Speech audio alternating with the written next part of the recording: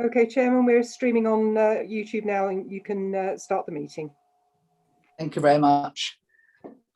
Thank you. Welcome everyone to this Environment Overview and Scrutiny Committee by Zoom. I think by now most people have got the hang of it, but just a reminder to mute, please, when you're not speaking, to minimise the effect of either echo or, of course, dogs barking or anything else for that matter.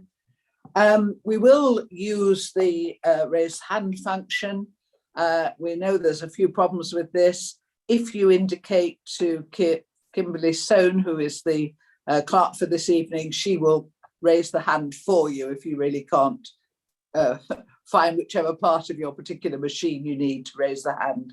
So make sure, please, that you are seen if you do want to speak.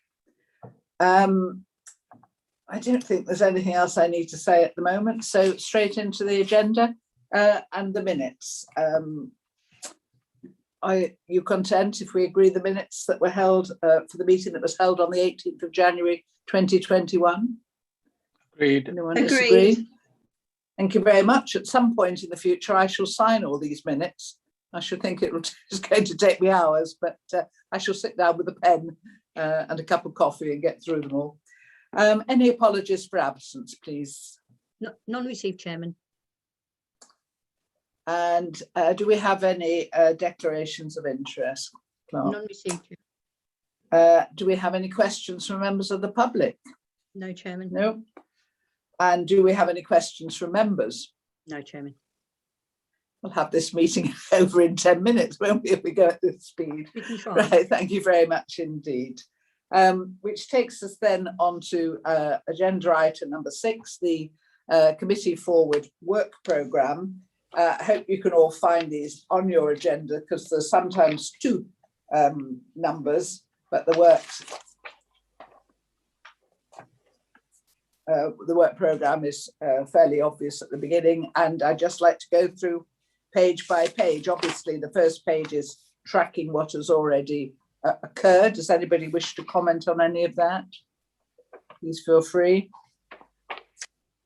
Section B really is perhaps the more important bit, which is our programme for 2020-2021.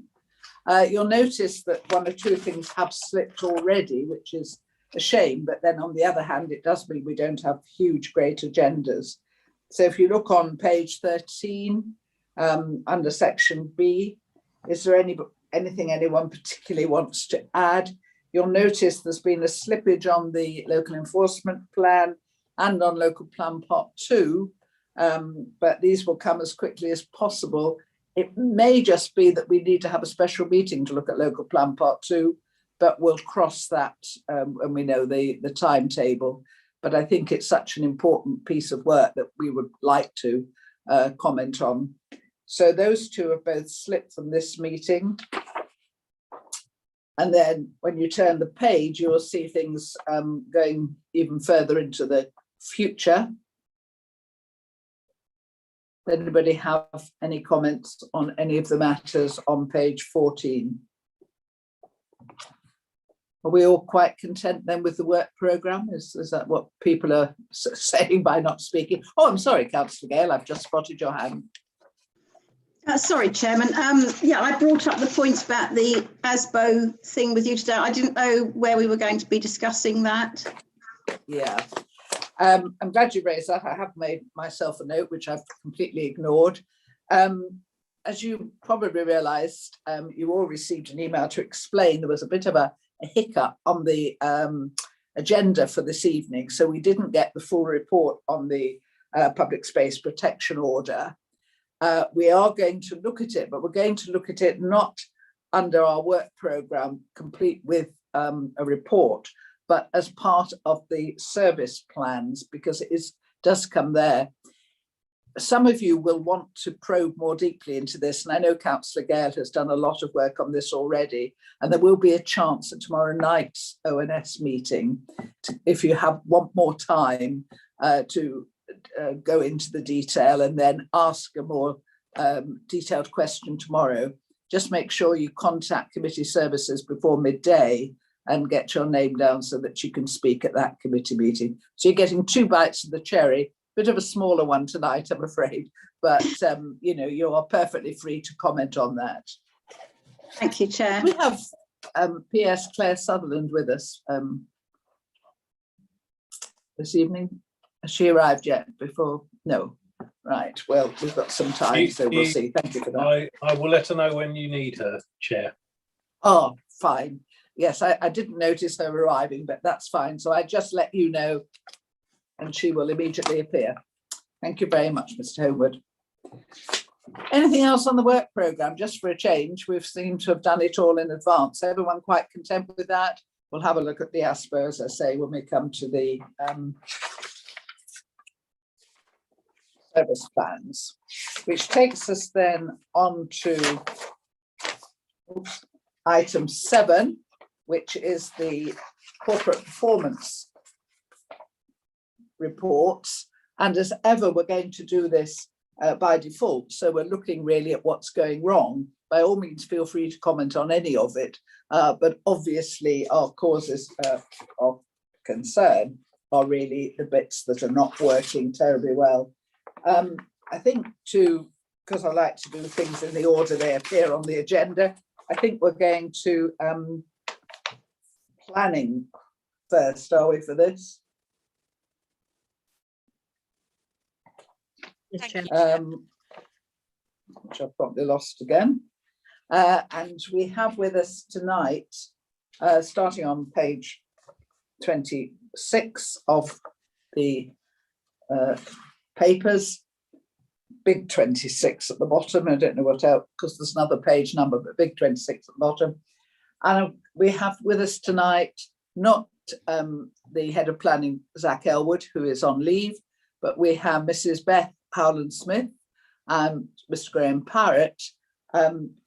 Mrs. Howland-Smith is the development manager, and Graham Parrott, you will all know, is the planning policy manager. I don't know how you're going to divide this up, but I will go over to you now and ask Mrs. Howland-Smith if she'd like to start us off, please. Thank you, Why Chairman. we needn't be concerned about the Reds, please. Okay, thank you, Chairman. Yes, Graham and I have had a brief conflab beforehand, so we've figured out how we're going to present this. And if there are any questions that Graham and I are asked that we don't have the answers to straight away, we'll take them away and arrange a response to members either offline or at the next committee meeting as is considered appropriate. So turning to the performance report, I can confirm that the development management improvement plan has started to be rolled out to address the issues falling under the key areas 1 to 6 there. Since Zach updated members at the previous meeting, I can confirm that the 2 vacancies, so the business and performance manager and the systems and processes team leader posts have been advertised and interviewed for, and an update will be circulated to members in due course on that. Turning to the performance indicators, at the outset, it's worth mentioning P151, which on the face of it looks pretty bad. What I would say, and what is written in the supporting text, is that there were 2 major applications that were determined in this period. So one was in time and one was out of time. And you know, it's inevitable. The fewer applications that are determined, the greater the impact on the statistics. I'd also want to cover P2. This is a slight dip in performance in terms of all of the residual applications. And personally, I put that down to the catching up with all of the applications that had to stall in terms of site visits, etc., in the first lockdown. If I then go to the complaint responses, I hope you'll agree that that's a much improved figure, up from 56 to 92%. admittedly still falling short of the target, but nevertheless a marked improvement. And then the finance, you can see that the planning income, which is largely the planning application fees, that is much more than we actually anticipated generating. So that's also a good news story. I'm now going to hand over to Graham. I'll just interrupt you, if I may, Mrs. Howland-Smith, because Councillor Edmonds is indicating, and just in case it's something that relates to what you've just been saying. Councillor Edmonds. Thank you very much, Chair. The question is there any quality performance management? All these performances seems to be time-based. In other words, it's almost like the Soviet Union. It doesn't matter what you produce, it's that you meet the time base. So is there any quality measure in terms of answering complaints is the question. Thank you. Can I just leap in, unless you want to speak, Mrs. No. But that is what we have been promised and what we're waiting for that's been delayed. Thank you very much, Chair. I don't know whether Mrs. Howland-Smith wants to add to that. Oh no, it was really just to say what you've said, Chairman. Thank you. Yes, we are working on that, but there has been a delay. Councillor Else. Thank you, Chairman. I've got a couple of questions on what we've just heard from Beth, if that's okay. One is on the complaints. So in the January meeting, I did mention that it would be really helpful if we could see the subjects of complaints rather than just a generalisation, because I understand the planning applications, the pre-apps, and I don't know whether economic development can be complained about. I'm not quite sure what role that, how that actually works. And we have no idea about these complaints, what they're about. And so to tell us that level 1 is almost reached target, when in quarter 2 it was only 56%. I'm interested to know how that happened. And also in level 2, it's pretty much the same. It's gone down a little bit, but it's the same question really. What are the complaints about? Can we not know whether they are planning applications, whether they're pre-applications or any other thing? Because I'm not quite sure where there's a problem. And there's just one other thing, if I may. Am I okay to carry on, Chairman? Yes, by all means. I can't. Oh, thank you. So 89% in 10 working days against a target of 95% is good. I don't want you to think that it's all bad as far as I'm concerned, but what are the complaints about? And by the way, the news on appeals later on is very good. That's brilliant. And just one other thing, what is the horizon? What is the horizon system exactly? I'm not clear that myself. That there's a lot of reliance put upon that to improve these requests from officers for extensions of time, thereby enabling you to have a better result against the target for I think that's extensions of time is P1. Is that P153? I think that's P153. So I'd like to know exactly how, and also what else is being done to improve that situation, that we're not actually hearing that. A quarter of the applications still don't meet the recommendations. Who sets the targets? I mean, I really want to drill down into this, and I did ask for this in January, and I don't seem to be getting that back. Thank you very much, Chairman. Thank you, Councillor Else. You will get it back. We did raise this, in fact, twice, I think, with committee services, and we had hoped to have started already making more specific indicators that would answer your questions, and in fact other members' questions more, because when you're dealing, as you say, with these bald percentages, you don't really have a feel for exactly what's going on. So we have requested that. We hoped it would be coming in for this committee. We're promised something for May, but we do need input from the committee as well. And, you know, it hasn't been forgotten, it's just been delayed. As for your question about Horizon, would one of the planning officers care to answer that one for you? Thank you, Chairman. Happy to answer that. So the Horizon system is the, I mean, many of you may well know about this, but the Horizon system is replacing the existing planning database, and it's replacing the search facility on our internet.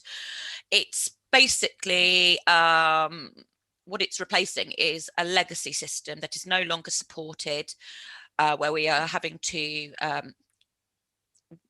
make workarounds all the time. It's prolonging processes, it's adding extra steps in, and it is sincerely hoped, and I think it will make the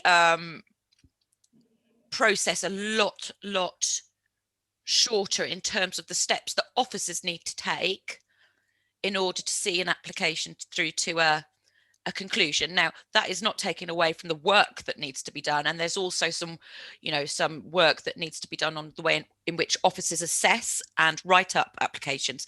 But certainly from an information technology perspective, this is quite something. It's something officers have built, well, they haven't built themselves, but they've had a great deal of influence in the way in which it has been built. It's a bespoke system. We're not buying off the shelf, and we are due to go live very, very soon. And I really hope that once we've had a bedding in period, members and the public will start seeing a marked difference in the speed in which things are dealt with. Right, I shall say nothing about the planning website. I could. And now I have Councillor Hyman down to speak. Remember, you're not part of this committee, but you're very welcome to speak once on any item. So if you'd like to join in now, you're very welcome.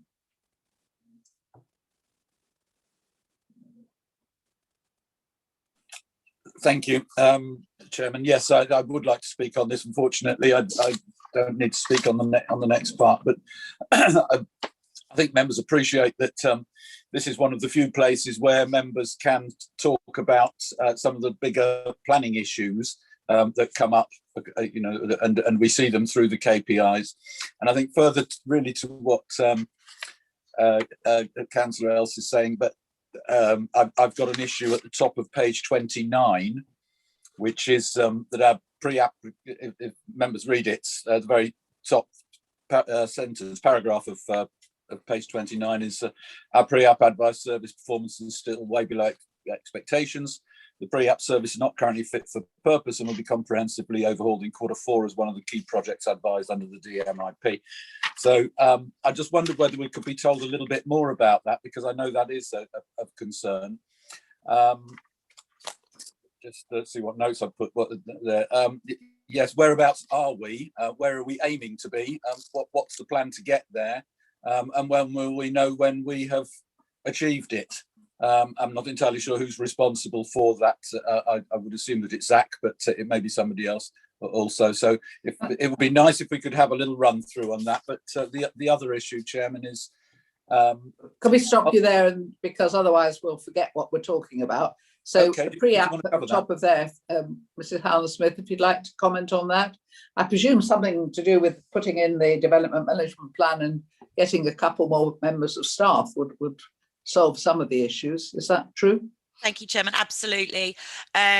We are doing a lot of soul searching and research into what other authorities offer, where they are providing a fit for purpose service.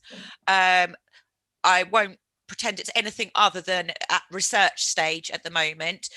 With the introduction of the business and performance manager, I think the momentum will build quite quickly on that. In terms of timeframes, I apologise, Councillor Hyman, I can't give you that. Zach's not here.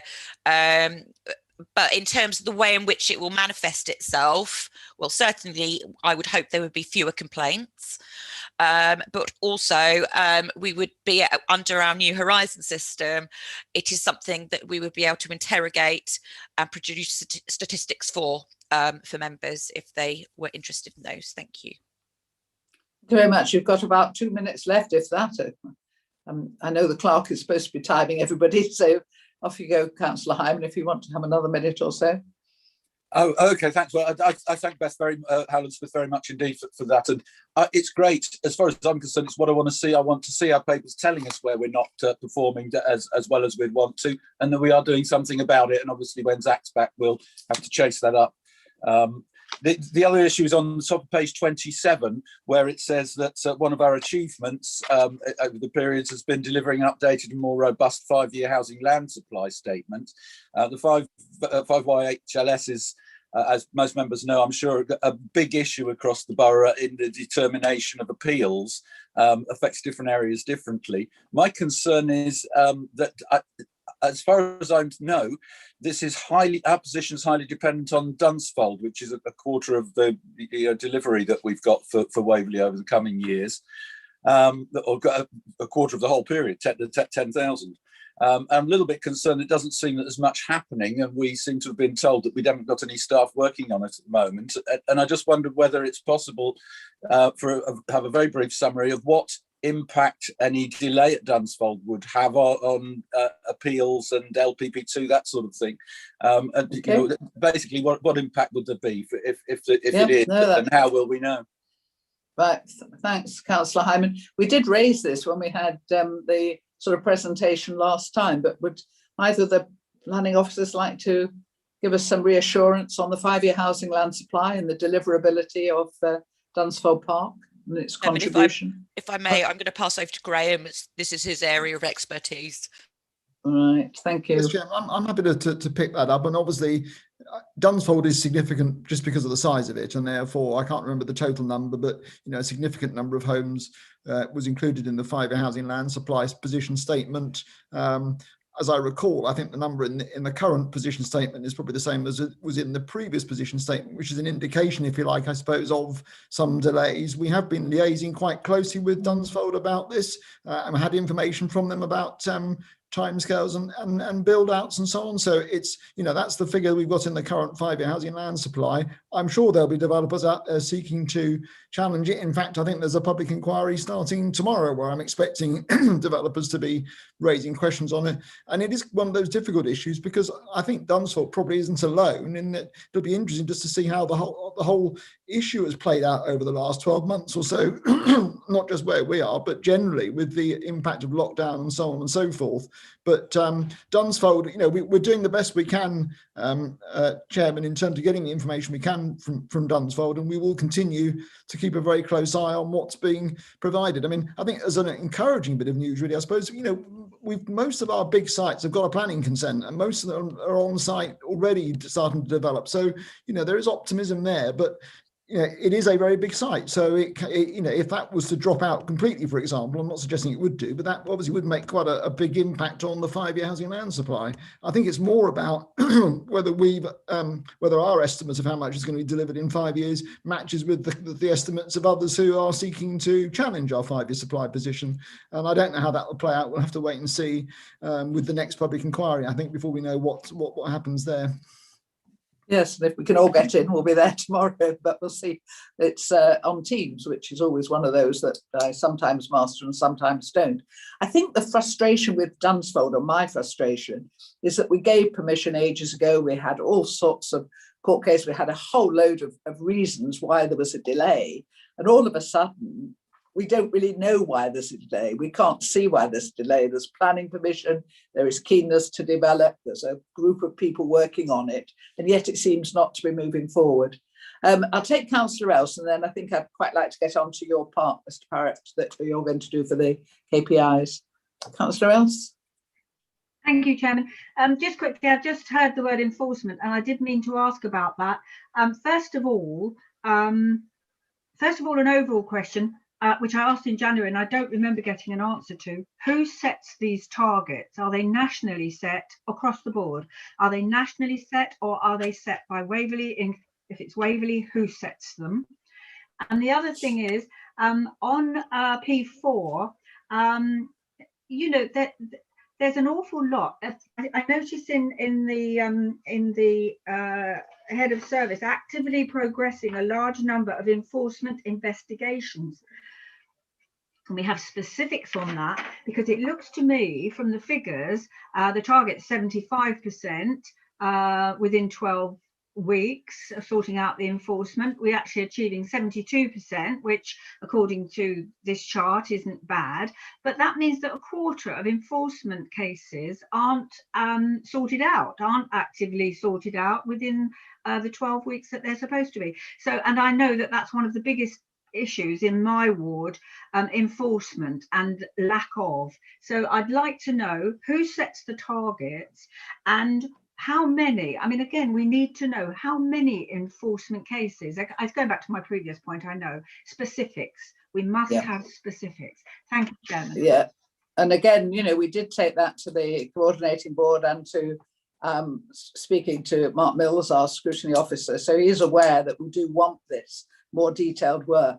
I don't know whether anyone can answer the question as to whether, I mean, the idea I thought was that we were going to set our own targets. Mr. Mills, yes, could you like to answer Councillor Else's question? I can't answer the specifics of it, but just to reassure we have been promised by Mr. Elwood and that his service will produce a detailed kind of outline of the KPIs for the next meeting. And thank you very much. And Louise Norrie, you wish to come in as well? Thank you very briefly, Chairman. Yes, just to say that the indicators are, as you see them on the table, where they've got NI with brackets, those are national indicators, and those targets are nationally set, and the others are locally set. So.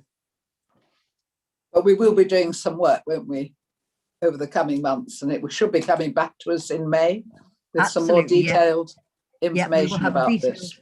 Detailed report in May and June. Yes. Thank you. So we will get your answer, Councillor Else, we promise you. Can we move on to Graham Parrott, please? Otherwise, I think we're going to be here all night. So you're going to take over from Mrs. Harlan-Smith, are you, on the planning? Yeah, yes, Chair. In terms of the actual performance indicators, there are very few actually that relate specifically to my team. And picking up your comment about the red indicators, the ones really that are linked to planning policy, again, are the issues around housing delivery, starts and completion. Completion data is looking reasonable, but the evidence at the moment about starts is not looking very good, and clearly we will have to wait and see whether that is just down to the consequences of what's been going on this year or what, but it's clearly something we need to look at very, very closely. I mean, I think reassuringly, you know, as some of you will know, we had a reasonably good result from housing delivery test in terms of what we have to do. We don't have to produce a housing delivery action plan this year. We only have a small buffer on our 5-year housing land supply. So that's a positive sign, because that meant that our housing delivery was matching what the government thought we ought to be doing pretty well. I think we had about 90-something%. And so it was a good result. But with starts being down quite a lot, that is something we will have to look at very, very carefully as that, and hope that those will turn into some more completions. Yes, it is a worry, isn't it, at the moment? Although when you walk around Farnham, you can't believe that, you know, we're not building hundreds per day. And I'm sure that applies elsewhere in the borough.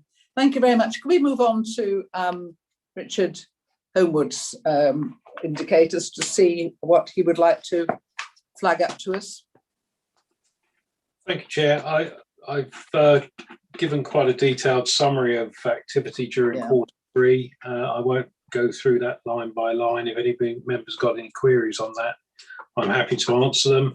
It was another challenging quarter in terms of maintaining services, and we have been trying to keep members up to date with the situation on the refuse and cleaning services as we go on. And as you'll be aware from messages we've sent out today, there's been another bout of COVID positives in the teams at Biffa, which has meant they're very stretched again, but I'm pleased to say they finished today and completed all the rounds. So that's an impressive result for them. And they've maintained that level of effort throughout. And I think they should be applauded for that. In terms of the performance indicators, certainly on missed bins, they're doing their utmost to hit targets, and for that Q3 they did achieve the targets for missed bins. Things have slipped a bit in Q4, but we'll talk about that next time, for the obvious reasons to do with staff shortages and that sort of thing. But extremely challenging time, and they're rallying to the cause with that. A consequence of another lockdown you'll see is that residual household waste has gone up again to 96, so it's gone over the target again. It did dip below the target during Q2, and that was when we were let out from lockdown, and some people produced their waste at work and in other places other than the home. With the lockdown again, all the rubbish and waste that people would have produced at work or in their work environment is now being produced in the home. All the bottles and all the food containers that you had in restaurants and cafes are now being put in your bin at home, and that's why the weights of refuse have gone up considerably during the second lockdown. Fly tipping is a problem at the moment. We are struggling to keep up with the response to fly tipping reports, but we are doing our best to keep on top of those at the moment. It's not the numbers, it's the other work the team are being asked to do as well. The environmental enforcement team is split 3 ways at the moment: monitoring the contract, doing the environmental enforcement, and doing COVID support work as well. So they're fairly stretched at the moment, which is a reason why the response to fly tips isn't as good as it has been in the past. But the good news is fly tips have dropped a bit during Q3. Happy to take any questions on those performance indicators, Chair. Thank you, and I'm sure the whole committee would like to associate, ourselves with what you said about the way the team has struggled on and really done remarkably well. I think the important thing, as we all know, is communication, and you've been very good at communicating to us the difficulties, and then we can communicate them to the residents, and we don't get that build-up of anger, which then turns into a complaint. It's always better to head off, isn't it? Councillor Edmonds, you wish to speak? Thank you, Chair. Could I ask a question? Has there been any fly tip prosecutions, please? Not in the last quarter there, Chair. One of the problems we have with fly tipping is that people are getting very, very cute at making sure there's no evidence within the fly tip to prove who did it. And that's one of our challenges. We can't be everywhere all the time to catch people actually physically doing the fly tipping. We have to search through the material they've dumped to see if we can find any evidence, speak to local residents in the area where it's been fly tipped to see whether they have any information for us. And we do deploy CCTV cameras at hotspots for fly tipping. But again, the people that are professional in inverted commas at this know how to cover up number plates on vehicles and wear balaclavas and hoodies and that sort of thing. So it's extremely difficult to catch people. But we do issue fixed penalty fines, and whereas we haven't prosecuted, we have issued a number of fixed penalty fines of up to £300 a time for fly tipping, where we found letters and correspondence or address labels on cardboard boxes and that sort of thing. So it is really the officers have to go to that level of searching through it to find the evidence. And when we do, the first step is a fixed penalty notice, which is a lot quicker and easier than taking somebody to court and costs a lot less. I mean, the time and effort involved in that is huge, isn't it, for very little reward. Councillor Darcy, you're indicating? Yes, thank you. My question was about the residual waste volume, quantity, because it says it's 96 kilos. Is that, I've got 2 questions. The first one is that over the whole quarter? So that's 96 kilos per household for that 3-month period? It's for the quarter, yeah. Right. And then the second question. Sorry. A 240 litre bin will normally weigh about 15 kilos, and they're collected 6 times during the quarter. 15 kilos when it's full, you mean? Yes. Yeah. Okay. Yeah, because that was my second question. That's an average. Right. Some are heavier, some are lighter, but the industry average is 15 kilos in a 240 litre bin. And that's why our target's 90. If we can get it under 90, it's doing well. As I say, the pattern over the last few quarters, as soon as people are locked down at home, all of their food and beverage containers and all of their other waste is produced and put in the bin at home. Nothing's taken to work or to a restaurant or cafe, and that's why the figures go up. Recycling has certainly jumped up significantly as well. I think at the last meeting I told you that recycling had gone up about 40% in weight terms because people are all at home recycling. Getting boxes, yeah. Plenty of cardboard boxes from online shopping and that sort of thing. Yeah. I like the way you mentioned bottles first when you were talking about the increase. I suppose something's got to keep us going, hasn't it? They tend to, but I'm sure it's all healthy stuff. Who have we got now? Councillor Gale. I'd actually like to thank Richard and his team because they reacted very promptly to a hotspot in Milford, the little car park, where we'd actually had some horrible medical waste tipped and all sorts of things. And that's now gone to it's being monitored, and we're really grateful. So thank you for that, Richard. Thank you. Thank you very much. What a nice note to end on. I haven't got anybody else indicating. So can we thank the officers for that item and move on to the slightly more difficult to work out, the service plans, item 8. And again, we have an assortment of officers. I tend to want to do them in the order that they come on the papers, just because it's easier.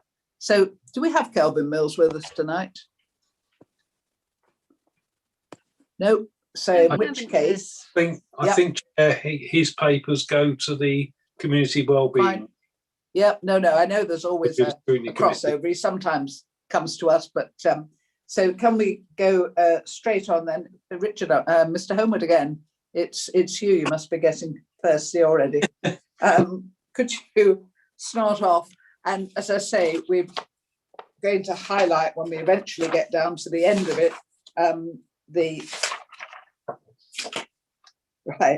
ES 18.2, and that point, if we could bring in PC Claire Sutherland, Claire Sutherland, I do apologise, who is going to talk to us on that item so that we're fully informed about the matter. So, Head of Service, could you take us through the service plan, please? Certainly, Chair. We've done quite a bit of work on the service plan this year to revise it to reflect not only the new corporate strategy that's been adopted, but also to reflect the carbon neutrality action plan.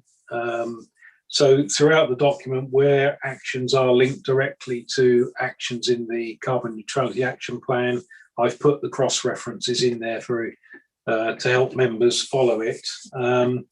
But predominantly the services we provide are statutory services, and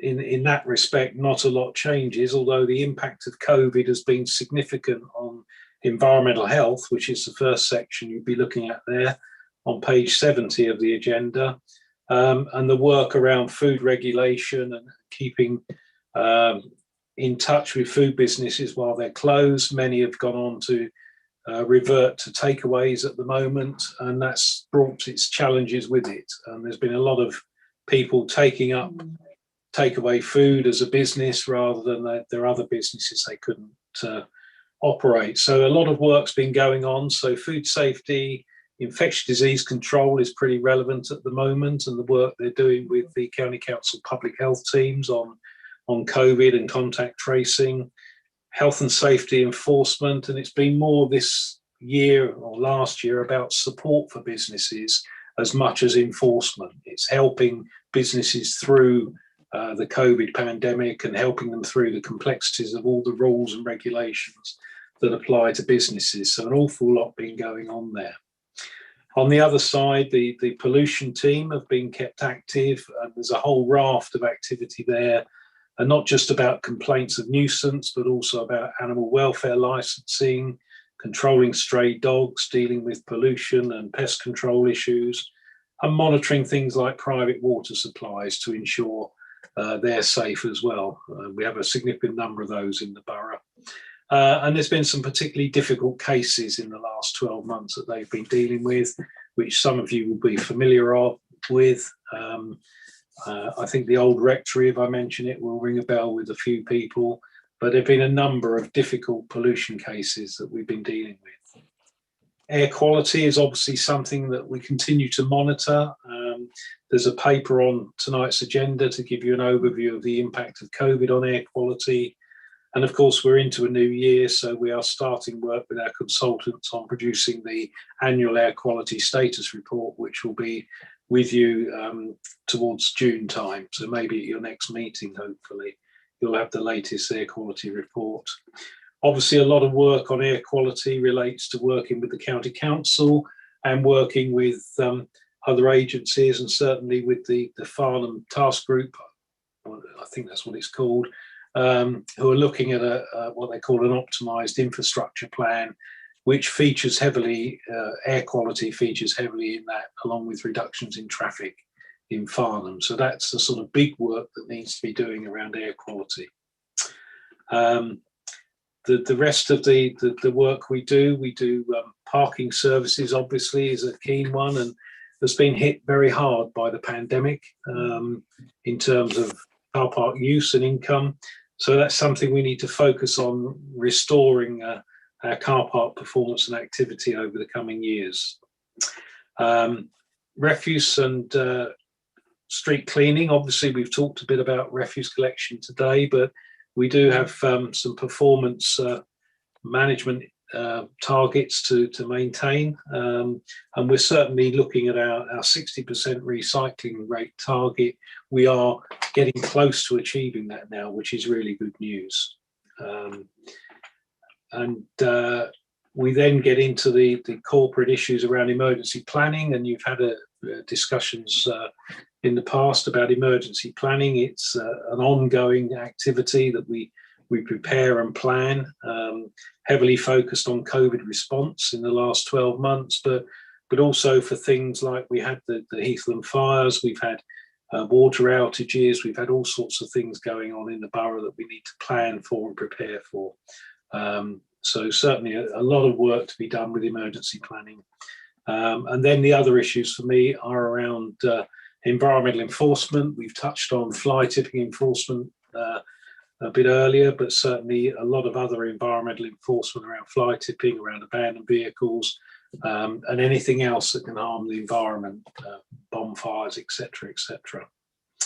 And then, of course, one of the big areas that's growing now is sustainability, and we've strengthened the sustainability team. We've now appointed a transport projects officer alongside the sustainability projects officer, and they will be working to encourage all departments across the council to develop initiatives to deliver carbon reduction and generate income from carbon reduction over the coming year.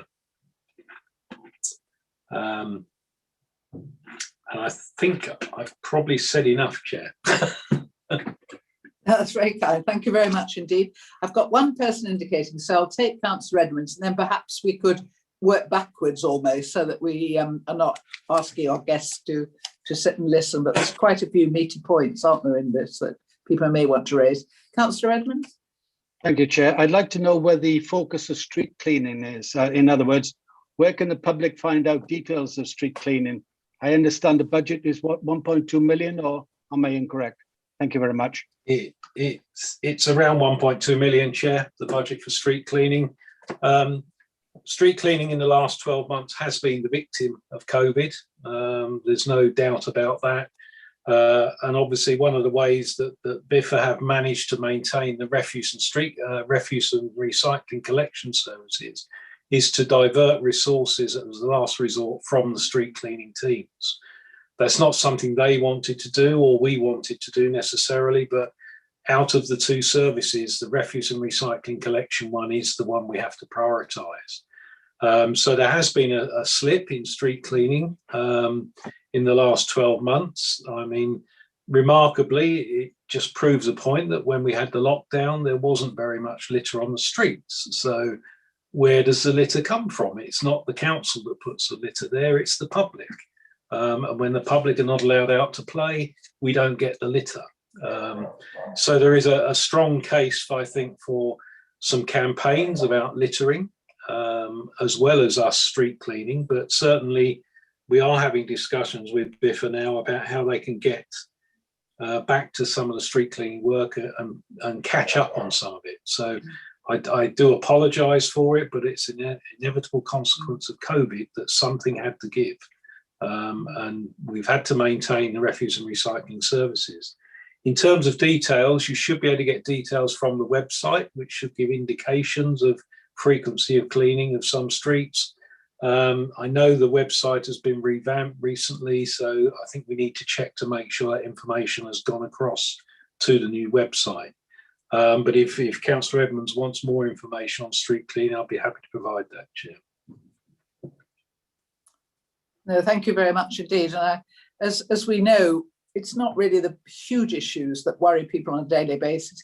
It is their bins, the cleanliness of the streets, the things that matter.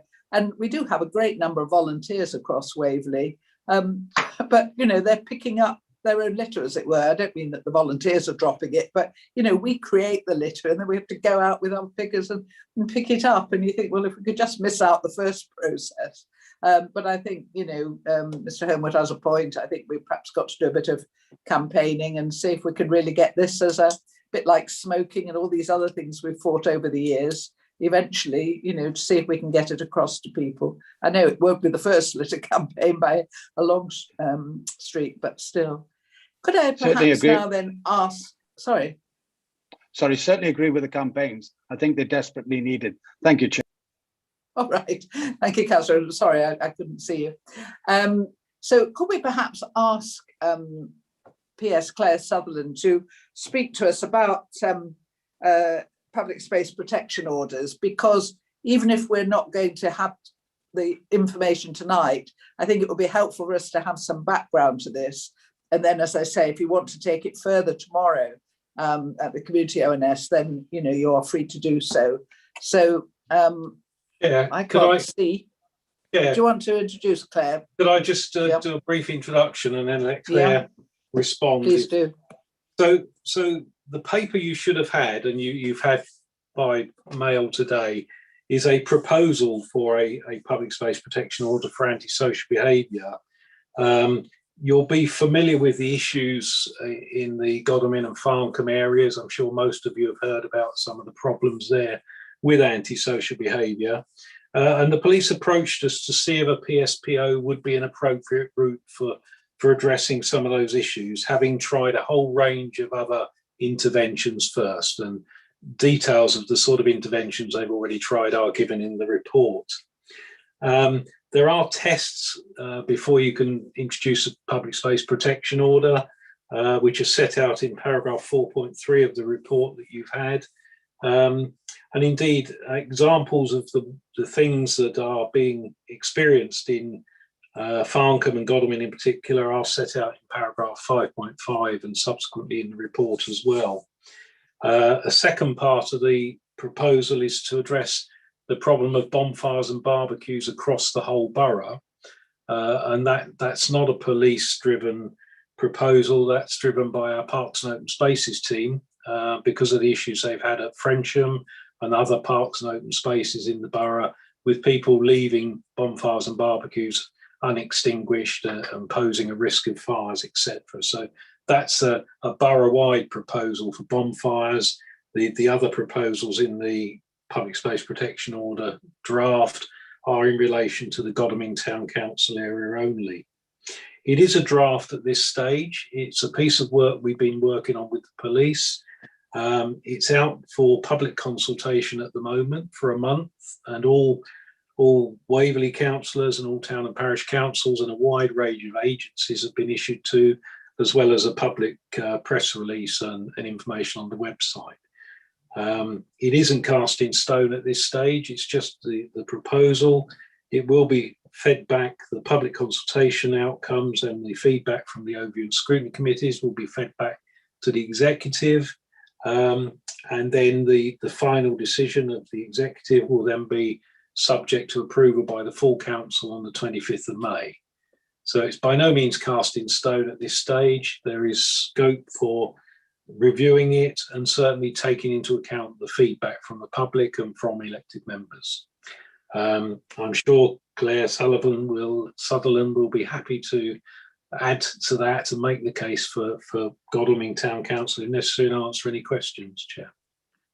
That's great. Thank you very much indeed. I think we've all felt, as well as having more litter and everything else, that there has been a slight rise.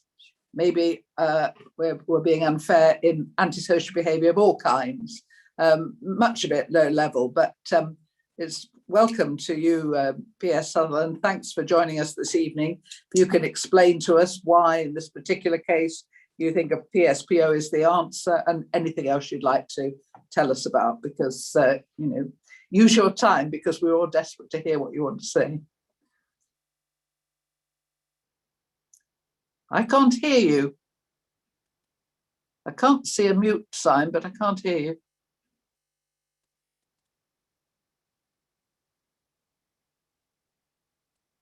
No.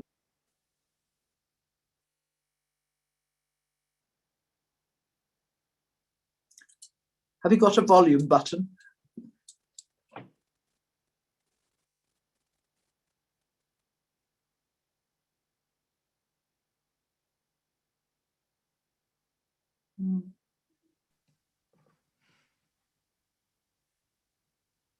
She appears to be mute. I think it must be volume, isn't it? No, I think it is mute. I just wonder whether our host Fiona is there any chance of forcing it. She hasn't got a little symbol, but then that's the height of my technology experience. She's not muted, but there doesn't seem to be any sound connected. I just wonder whether Claire is actually just joined on the phone as well. Or she's just put something in chat to say that everything's turned on. Not sure why you can't hear me. I think probably the best thing to do. Your volume up. Yeah, the volume sometimes, if you've got to turn it right up to max. My advice, it's Bruce Reed, is to go out and come back in again. That's how it was solved for me. I remember you doing that. I think it was last meeting, wasn't it? You're going to try that? Yeah, she's going to try and log off and try on the iPad. So she'll be back on in just a few minutes. Don't apologise, Claire. We've all been there, don't worry. Louise, Nori, are you indicating? Sorry, I must bring back my... Sorry, just for the 2 minutes while Claire was trying to get back on again. I just wanted to ensure that the committee were aware that there is an element of commercial services service plan at the beginning of this, which of course is the grounds maintenance and the green spaces. But I apologise, Kelvin isn't here. But if there were any questions on that area, then I'll take them back. But just so you didn't miss it, it is part of your remit, the green spaces, obviously, and yeah, that sort of thing. So sorry about that. Well, it's a bit presumptuous. I just wrote him down because I assumed he'd be here. But anyway, yes, green space is very important. Councillor Darcy, you're also indicating while we wait for Claire. Yeah, thank you. I just wanted to quickly ask whether the other major landholders had been consulted about the barbecue and so on ban, because it could displace that onto their land, for example, Natural England at Thursley Common. Or the MOD at Henkley Common. If I can, Chair, yes, the MOD. Yes, please. Yeah. The MOD, Natural England, the Environment Agency, and a whole range of other agencies are included on the spreadsheet I have of all the people we've consulted. Happy to share that with Councillor Darcy if you wanted, but yes, they are included. Thank you.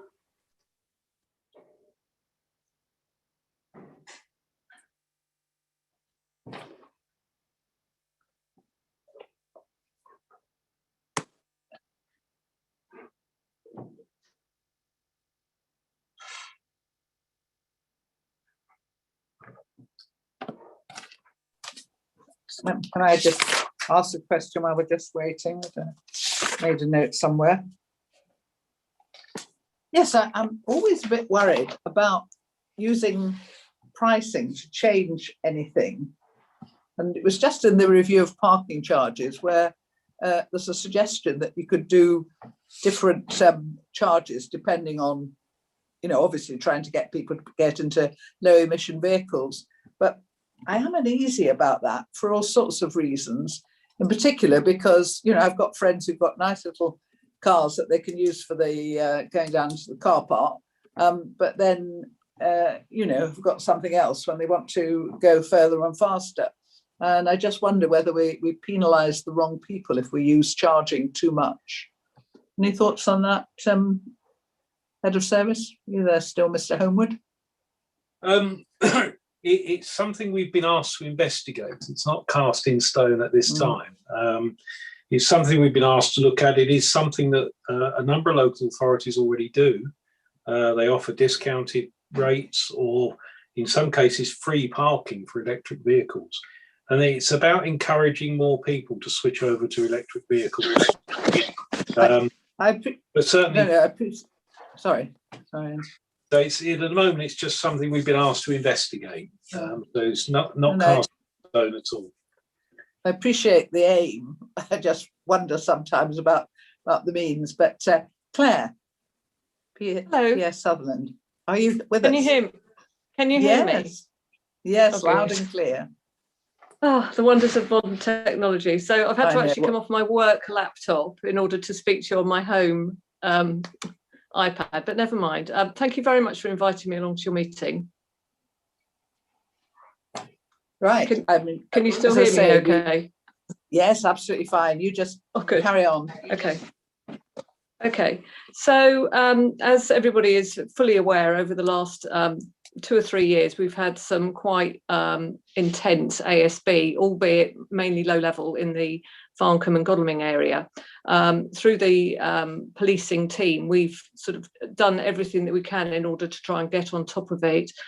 We've used dispersal orders where we've needed to. We've gone for criminal behaviour orders for juveniles that seem to be unable to curb their behaviour. And as we've sort of gone into lockdown and now we're looking to coming back out of lockdown, in order to try not to go back into that period of ASB, we have approached the council around having a PSPO. I've done some research over the last couple of years to look at incidents that have been recorded in the sort of Godalming Town Council area, which is the area that we're looking at.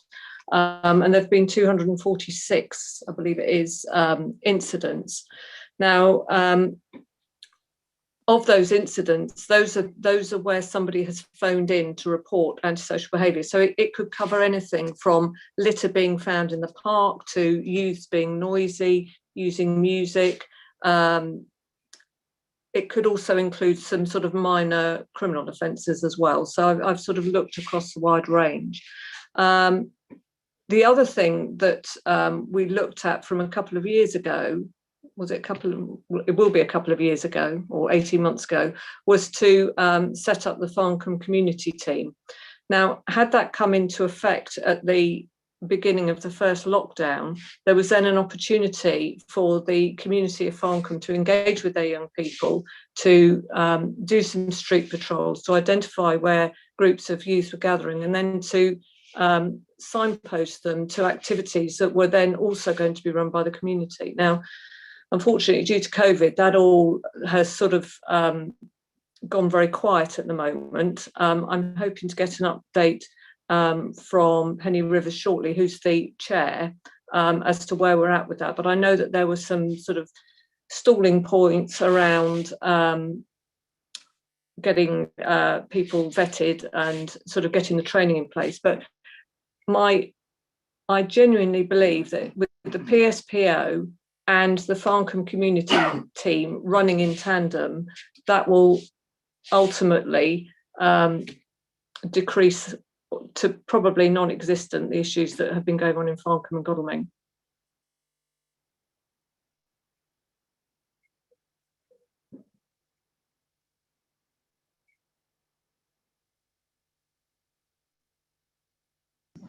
Chair, you're muted. Sorry, I was on mute, sorry. I just thanked you very much indeed and asked if there were any questions. And I've just seen Councillor Paul Rivers, sorry. Thanks, Chair. Thanks, Claire, for that update. And yeah, I'm sure that you'll hear from Penny Rivers, Godalming's mayor at the moment anyway, on what's happening with the Farncombe initiative. I think luckily, I think it's fair to say that during the last 12 to 18 months, COVID lockdowns has reduced the impact of antisocial behaviour from youth and whatever to quite a considerable level. One expects, of course, I think, Claire, you would agree, that when lockdown is released, this may well creep up, and we need the Farncombe initiative, the Farncombe community team, rather, to be up and running and to work in conjunction with our excellent police locally.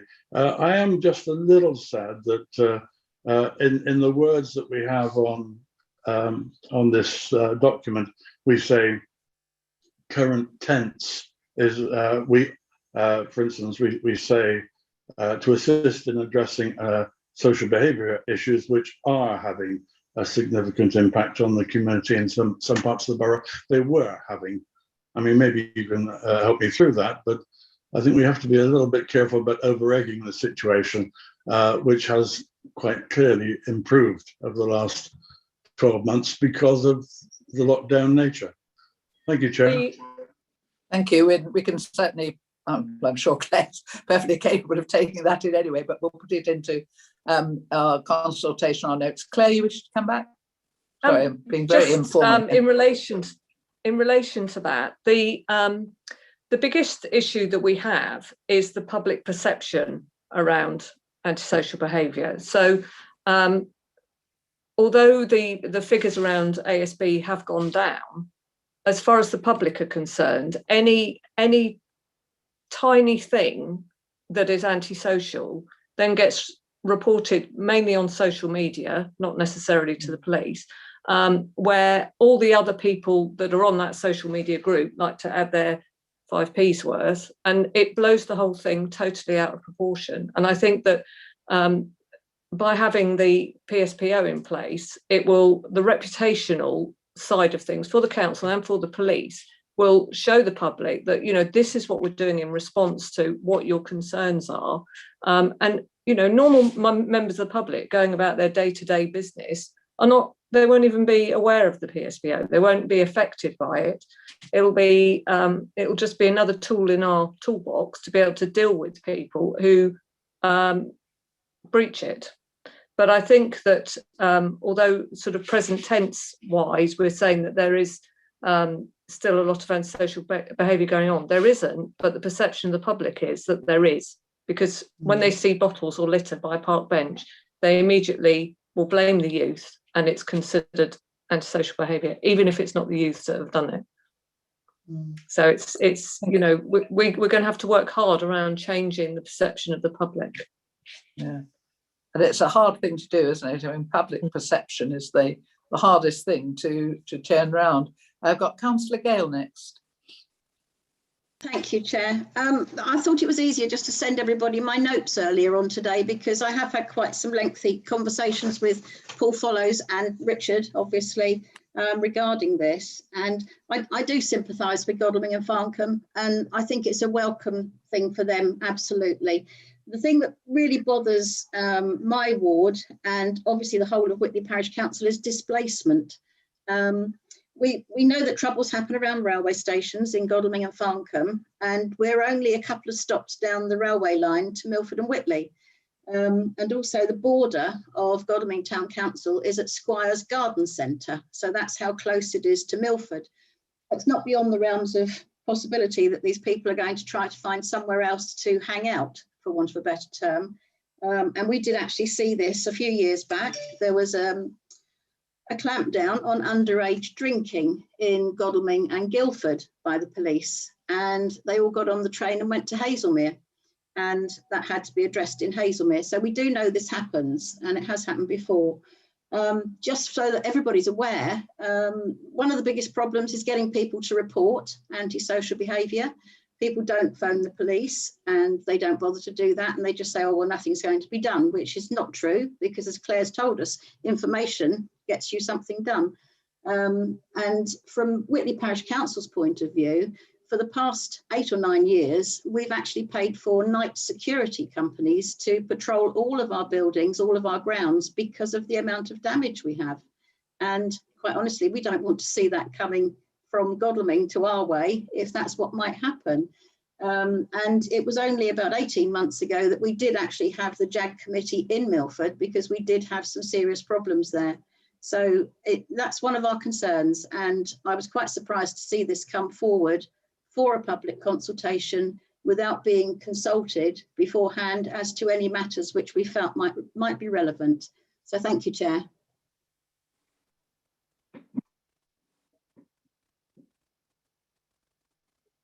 You're muted, Chairman. Sorry, I muted myself because the dog was going in and out, and it doesn't do it quietly. Sorry about that. P.S. Sutherland, would you like to answer that point, or wait till Councillor Edmonds has made his point and then answer them both?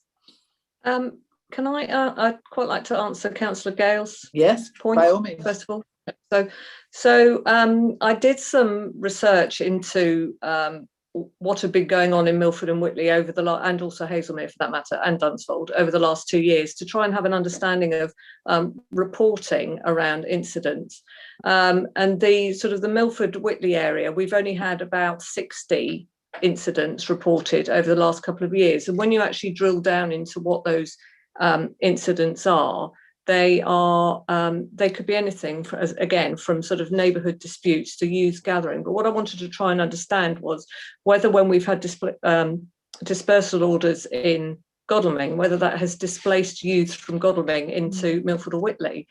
But because when people report, they don't necessarily know who the youths are, or they don't actually see anything, they hear stuff. So that gets reported as antisocial behaviour. It's not easy for us to identify who the youths are in the first place. And in quite a number of incidents, people were reporting it as local youths, as their own youths from Milford or Whitley. So again, it's very difficult to understand whether, when we previously had a dispersal order in place, whether that has actually displaced people to other areas. So the other thing around the train station is that during the last, prior to lockdown, more than, it's difficult to judge it because of the impact that lockdown has had on crime, antisocial behaviour. But we were working very closely with BTP, who's British Transport Police, to try and get on top of what the issues were. And we were fully aware that we had youths, and it is generally youths, travelling on that train line, which is the Guildford to Portsmouth line. And they were either causing problems in Farncombe or on occasion Hazelmere, but actually they're also causing problems further down the line into Hampshire.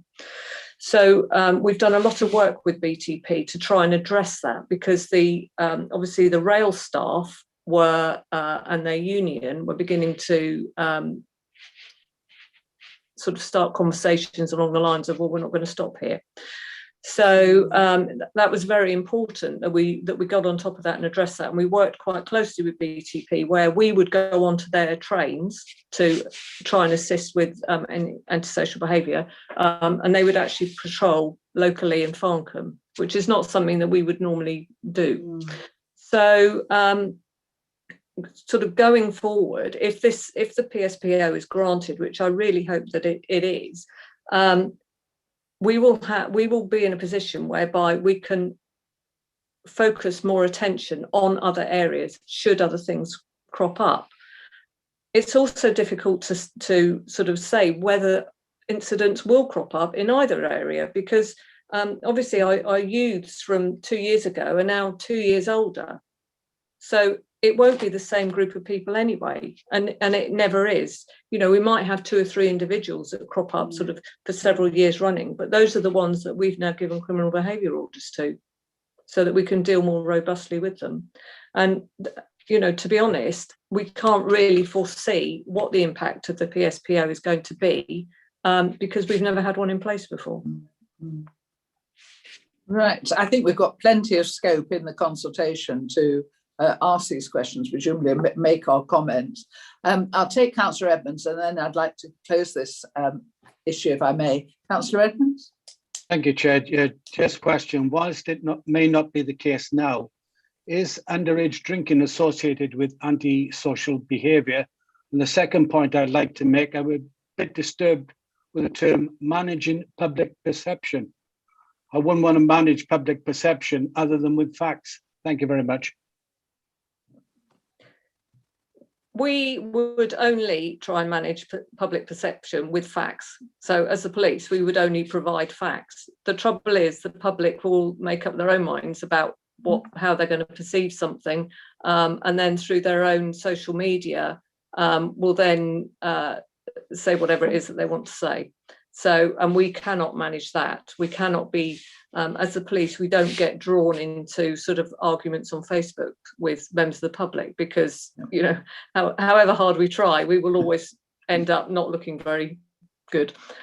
So we would always report on facts, which is why we are really keen that the public report stuff to us. So if, you may have seen sort of in the area, we've put up some posters recently about ASB and encouraging people, if they see something that they think is antisocial or that is not right, they need to be reporting it to us so that we can record it, and then we can focus our resources in those areas where there are issues, rather than sort of hearing third hand via a Facebook page that there is an issue going on. I'm sorry, Councillor Edmonds, I can't remember what the first bit of your point was. Well, I've noticed, how could I put it, drinking where I wouldn't imagine adults would drink.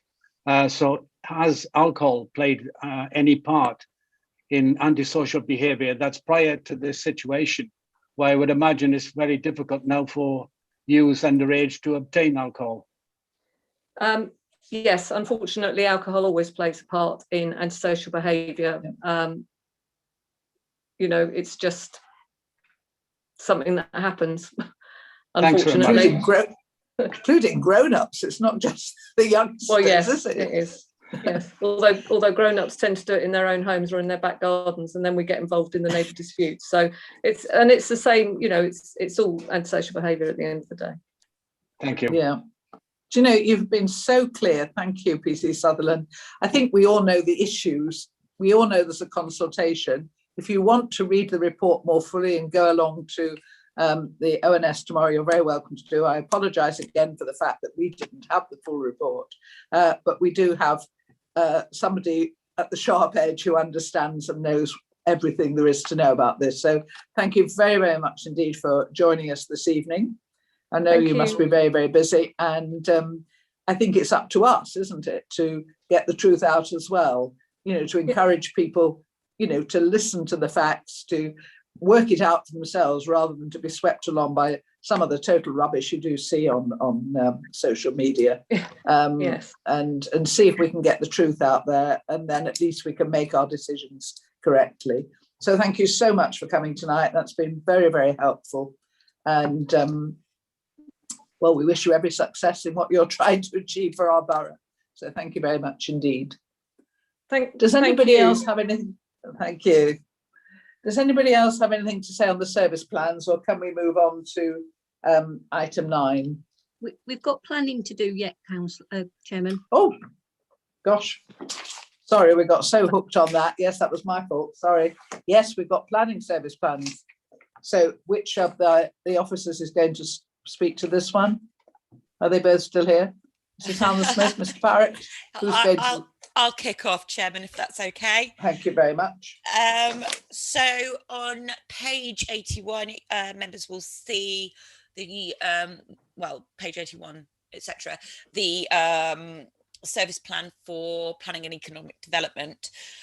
In terms of development management, you'll see that the business as usual outcomes are not markedly different from previous years, and certainly what you'd expect to see, and what remain critical outcomes as to the success of this part of the service. Scrolling down into individual items, outcome 2, exploring increased income generating opportunities. This has, although there's a start date of the 1st of April, started in earnest with Kelvin Mills, who is the head of commercial services. I've already covered earlier on the beginning of the rollout of the development management improvement plan. And in terms of specific team projects, the new Horizon system is going to be going live very, very shortly, and I'm hopeful that tangible results will be seen soon thereafter. I'm not going to speak to this in much more detail. Safe to say that if members have any specific questions, I will do my best to answer them, and if I can't, I will take them away. But then now I'm going to hand over to Graham to cover his part of the service plan. Thank you, Chairman. Yes, thanks, Chairman. If I just pick up on the planning policy side of things, and again, there's quite a lot in there in the business as usual section, which are items which you've probably seen in previous iterations of the service plan, because they're just part of the day-to-day job of the team. So just flicking through some of those very, very quickly, I'll perhaps just draw attention to a couple of areas that might be of particular interest. So, for example, in relation to SIL, of course, we've just as a council just finished the first SIL bidding round, and that's now being assessed, and recommendations will be coming from the SIL advisory board. So that was a very interesting part of the work, and it's something obviously for the future as SIL receipts hopefully increase as well. But that's now become, this is the first time we've done this, so it's been a very interesting and helpful exercise all round. You'll see in terms of business as usual, there's a whole section there on the sort of specialist advice that my team provides, particularly internally to development management, whether it's in relation to trees or heritage or whatever, and that obviously continues. In relation to housing delivery, outcome number 11 there, you'll see again the regular monitoring that we have to do, and we keep a very close eye on what's happening in terms of housing, in particular housing starts and completions and so on, because of the importance that is placed on that, particularly by the government. We've got some moving on to environmental quality. Again, some of the proactive work we do there around conservation area appraisals, which I'm sure you'll be familiar with, tree preservation orders that we make, identifying buildings of local merit, but also monitoring the buildings at risk. Moving on to some of the projects, I mean, some of the really big projects, obviously Local Plan Part 2, Chairman, you've already mentioned that. That's clearly a key project within the team. You will notice that we flagged up Local Plan Part 1 only in the sense that there is a requirement for councils to carry out a review of their local plans within 5 years. That doesn't mean they have to rewrite their local plan every 5 years. It means you have to take an exercise in identifying whether it needs to be updated. But that will be a piece of work which we will need to have carried out before the 5-year period from adoption. So that's by early 2023. You'll also notice that there's something which has come in this year, which is the preparation of a climate change SPD. That's something we're working on this year. Neighbourhood plans, if I just mention for neighbourhood plans, because there's an awful lot of activity on neighbourhood plans at the moment, and I'm pleased to report that because a lot of them are now very advanced. We've got Chiddingfold's neighbourhood plan at examination. Whitley's due to go out for its referendum very soon. Cranley at an advanced stage. Hazelmere and Bramley have both got their pre-examination consultations running at the moment. So there's a lot of activity and obviously a lot of work that my team does in terms of supporting all of those neighbourhood plan groups. SIL, again, another mention for SIL, we will have to review the SIL charging schedule, not this year, but I think it was suggested it should be done within 3 years of adoption. So that's another thing that's on the horizon for us to have a look at. I think the only other thing I'll perhaps draw attention to, as you've mentioned yourself, Chairman, is the importance of the whole Dunsfold Aerodrome project and all our desire to see that both move forward, but also move forward in a very positive way, as it's going to be such a significant development for the borough. So, Chairman, if there's any questions, I'm happy to answer them. Thank you very much. I'm sure there will be. I went to some training on the new NPPF and the future model design codes and that sort of thing. And, the words are fine, lots of emphasis on beauty, good design, sustainability, biodiversity, net gain. But they constantly say all of this under constant review. Do they know how these planning departments are actually resourced? They just seem to have no idea of the cost in terms of time and money that a simple review a review of any kind would demand. And I find it quite extraordinary that they can just keep saying, oh well, just review it every 5 years. I mean, as far as I'm concerned, I think I would look at the front page and declare it perfectly okay and get on with something better. It is this constant demand that things have got to change, they've got to be improved, they've got to be reviewed, and we just don't have the resources to do it. And certainly some of the stuff around this model design code, it sounds good, the long-term aims of it, but whether or not LPAs are going to have the resources to do it properly, I just very, very much doubt. Yes, I really do think that there has to be a bit of a rethink about resources. Any questions for either the planning policy officer or the development manager on that? All quite happy, it's racing through.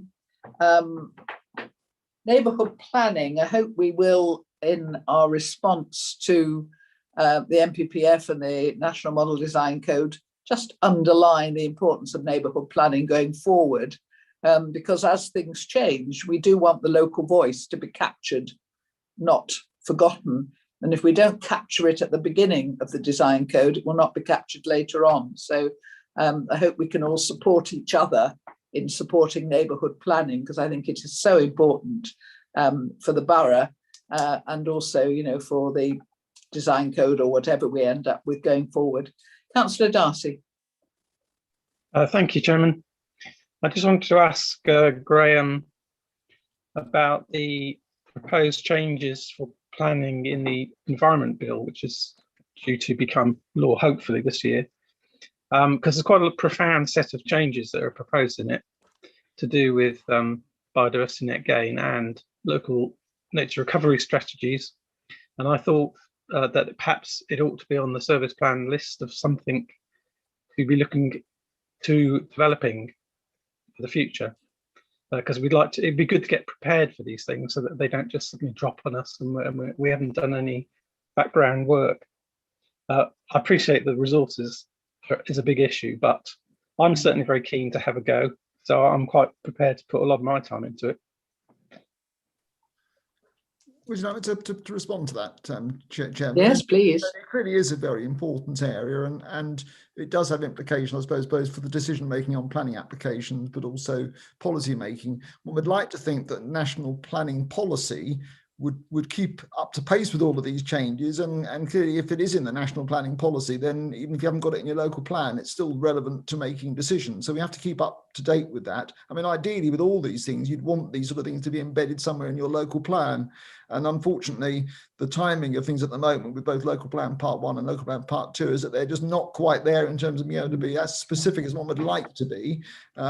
Clearly, when we start looking at the process, for example, in terms of reviewing local plans, that will be a key factor along with climate change and other issues as to whether the policies really do need to have a more radical rethink. In the meantime, I think the best we can do is make sure we're up to date with what the national policy is saying. In terms of areas of work and whether that can be reflected in the service plan at this stage, I don't know, but it's something we need to keep an eye on, and it may be something perhaps we can have a conversation with Zach around thoughts for service plans as they move forward. But I agree, there are changes on the horizon, but in a way, until we get the detail of that, it's very difficult to know exactly what that might mean in practice. Yeah. Thank you, Graham. You're absolutely right. I mean, there's plenty in the NPPF in terms of words. It's just how this gets interpreted when it comes to planning decisions. And it'll be interesting to see how much the inspectorate backs up our belief that we should be seeking for beauty and seeking for biodiversity net gain. It'll be interesting to see whether we're remotely backed by the inspectorate, because I think there have been occasions, let's not be too controversial, when the inspectorate does not seem to understand what we're talking about in terms of placemaking and creating beautiful places for people to live. And I think too often mediocrity has just been allowed to develop. So some interesting thoughts, and certainly Councillor Darcy, if you're offering to do some work, I'll come and work with you on that, because I feel very strongly about, as you know, about biodiversity net gain. Anybody else wish to comment? Or can we move forward? Thank you to, oh, sorry, is that Councillor Else waving at me?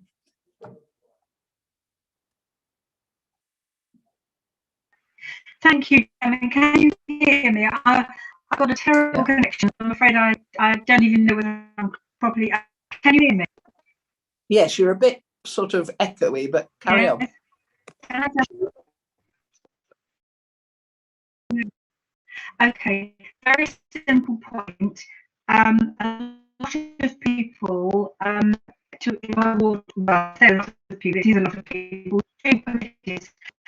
people, were very upset when the still bidding round was extended. The original final application date was September, and people worked very hard to get their dates in by September, only to be told quite without much courtesy, I have to say, that the bidding deadline was now January, because other people needed to have an opportunity to.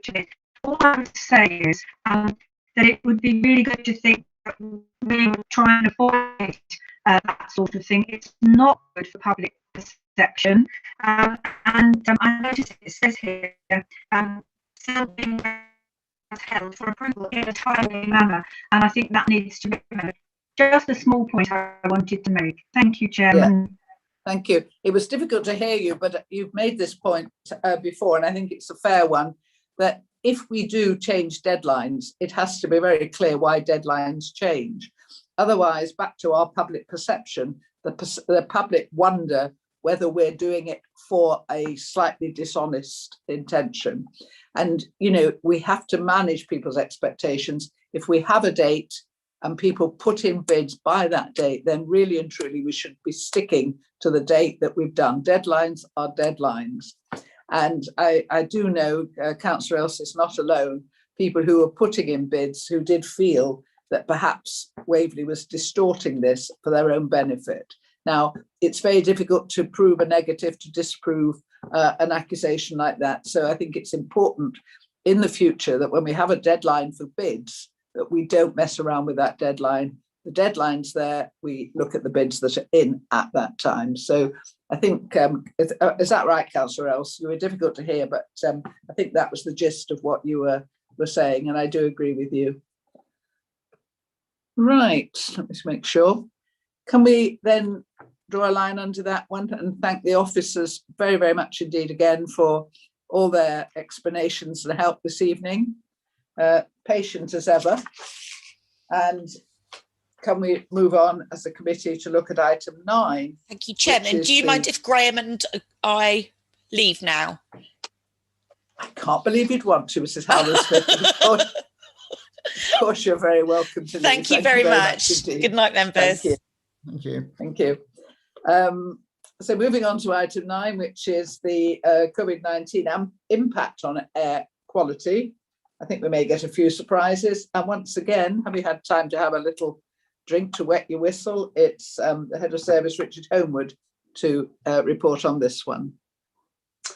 Thank you, Chairman. I was asked to bring a report just to summarise the effects of COVID-19 on air quality, and I don't think there'll be any real surprises with this, but certainly we continue to monitor air quality throughout the COVID outbreak. There were 1 or 2 hiccups in the monitoring, but overall we continue to monitor. And certainly we've got our 2 automatic monitoring stations which work throughout and gave us some useful data. There is a health warning on some of the data that we've tried to accommodate, in that comparing one year to another is always difficult because of meteorological effects. And in 4.3 in the report, we pick out 3 of the key issues around how meteorological incidents can affect air quality data. Strong winds during February 20, windiest month at Heathrow since January 1980, exceptional easterly winds during the first lockdown for a 6-week period. And the spring 2020, even though we were all in lockdown, was one of the sunniest since records began. So some key meteorological effects there on the readings we've got. We've certainly used our consultants. Ricardo AEA have helped us in analysing the results we've got, and certainly if you go down to the diagrams, one of the things they did do was produce what they call business as usual, where they moderated the readings to account for those impacts of those meteorological incidents. So in figure 1, you have an extra bar there, which is the orange one, which is the modified levels of NO2 to take account of the weather conditions. But quite clearly, in 2020, NO2 readings were lower than in other years, and that's probably no surprise because of the reduction in the volumes of traffic. And if you refer to figure 3, you'll see the dramatic drop in road traffic volumes across the UK during the first lockdown, and the rise again after that, which if you go to the figure 2 charts, you'll see how the NO2 levels dropped dramatically during the first lockdown. They crept up again during the middle period when we were all let out of lockdown, and then they've dropped again, but not so significantly during the second lockdown. And as I say, there's probably no great surprises about that, and members will probably say we could have told you so. Because of the strong link between nitrogen oxide emissions and vehicle movements. So that's the no surprises, if you like. And we know what the answers to some of that are, and they're not simple quick wins. It's major infrastructure work, and it's major work to reduce the volume of traffic on the road. But we are seeing some impact from the switch to ultra low emission and electric vehicles as well. But certainly the big challenges for Waverley and certainly for Farnham and Godalming is to do something about the traffic. And in Farnham, we are working closely with the Farnham groups, and the optimised infrastructure plan for Farnham relies heavily on air quality improvements and traffic volume reductions. So some long-term big projects that are needed to reduce the impact of air quality on people's health and on the health of the towns. In terms of other pollutants, the picture wasn't so clear. Surprisingly, particulates didn't fall so dramatically. And part of that was the strong winds from Eastern Europe carrying particulates across from Eastern Europe. And so that wasn't local particulate pollution, it was international particulate pollution causing the problems with PM10. And certainly even with that, levels of PM10 in Waverley are not exceeding the background, the objectives in the air quality strategy. The other one we've been looking at is ozone. And again, surprisingly, ozone levels actually increased during lockdown. And that was because normally nitrogen oxide from traffic combines with ozone to form NO2, nitrogen dioxide. Because there wasn't so much nitrogen oxide in the air, there wasn't enough for the ozone to combine with it to form NO2. So there was consequently a rise in ozone. So a very mixed picture of the impact of it, and it shows how complex the chemical equations are around air quality, and that just because you get rid of traffic, it won't result automatically in an improvement in all forms of air pollution. I'm happy to try and answer any questions on that, Chair, but that's just a very brief resume of the impacts of COVID on air quality. And probably thank you. Most helpful. Oh, sorry. Probably nothing unexpected, Chair. No, not at all. But I love the way we can distinguish between particulates. Who would have thought it? You know, you can tell those nasty Eastern European ones from good old British particulates. You know, it's wonderful what science can do. Councillor Edmonds. Thank you very much, Chair. I've recorded in my home particulate levels of 237. That was down to construction locally. However, what I would like to ask is a question: how do we know that the M2.5 is an international particulate? I mean, for example, electric cars are going to have the same PM2.5 emissions as a normal car. In fact, they might even be higher. Oh, please don't spoil my little bit of illusion. Mr. Howard, have we got an answer to that? I'm sorry, could you ask that again, Councillor Edmund? You want me to repeat everything? Okay.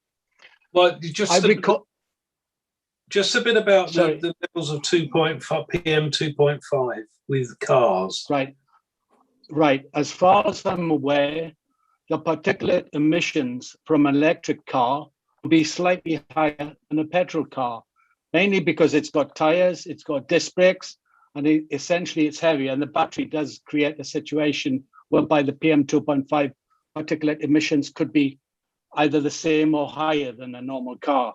So what I was trying to establish is, why do we know that the particulate increase is international? Because I can't see any reason why it would be lower. Because of electric cars. Thank you.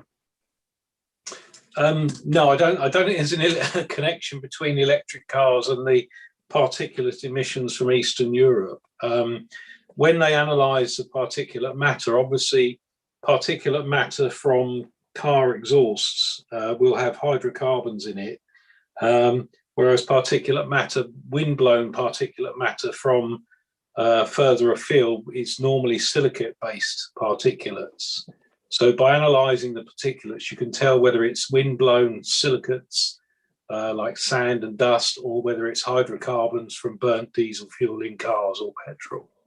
Or from tyres and from disc brakes. Yes, because they're all carbon-based products, the dust from tyres, etc. Brakes. Thank you. Thank you. Councillor Williams? Yes, just very briefly, a kind of observation on that. First of all, many thanks to Richard for all the work that's been done on that, and I think it provides us with some very interesting information. And I don't want to talk about particulates, but I do want to say a little bit about NO2 as a proxy for carbon footprint. Whilst that reduction over the period of lockdown is not something which is altogether surprising, it's still actually quite concerning that the kind of reduction that we have experienced during that period of lockdown, during the sort of COVID-19 period, is still insufficient in terms of what is required if we are to get our carbon footprint down the kind of levels it needs to get down to in order to do our contribution to reducing carbon emissions and actually stopping climate change. Because I think, as the discussion about particulates indicated, pollution, carbon dioxide, particulates, any kind of environmental degradation is not confined to national borders, sadly.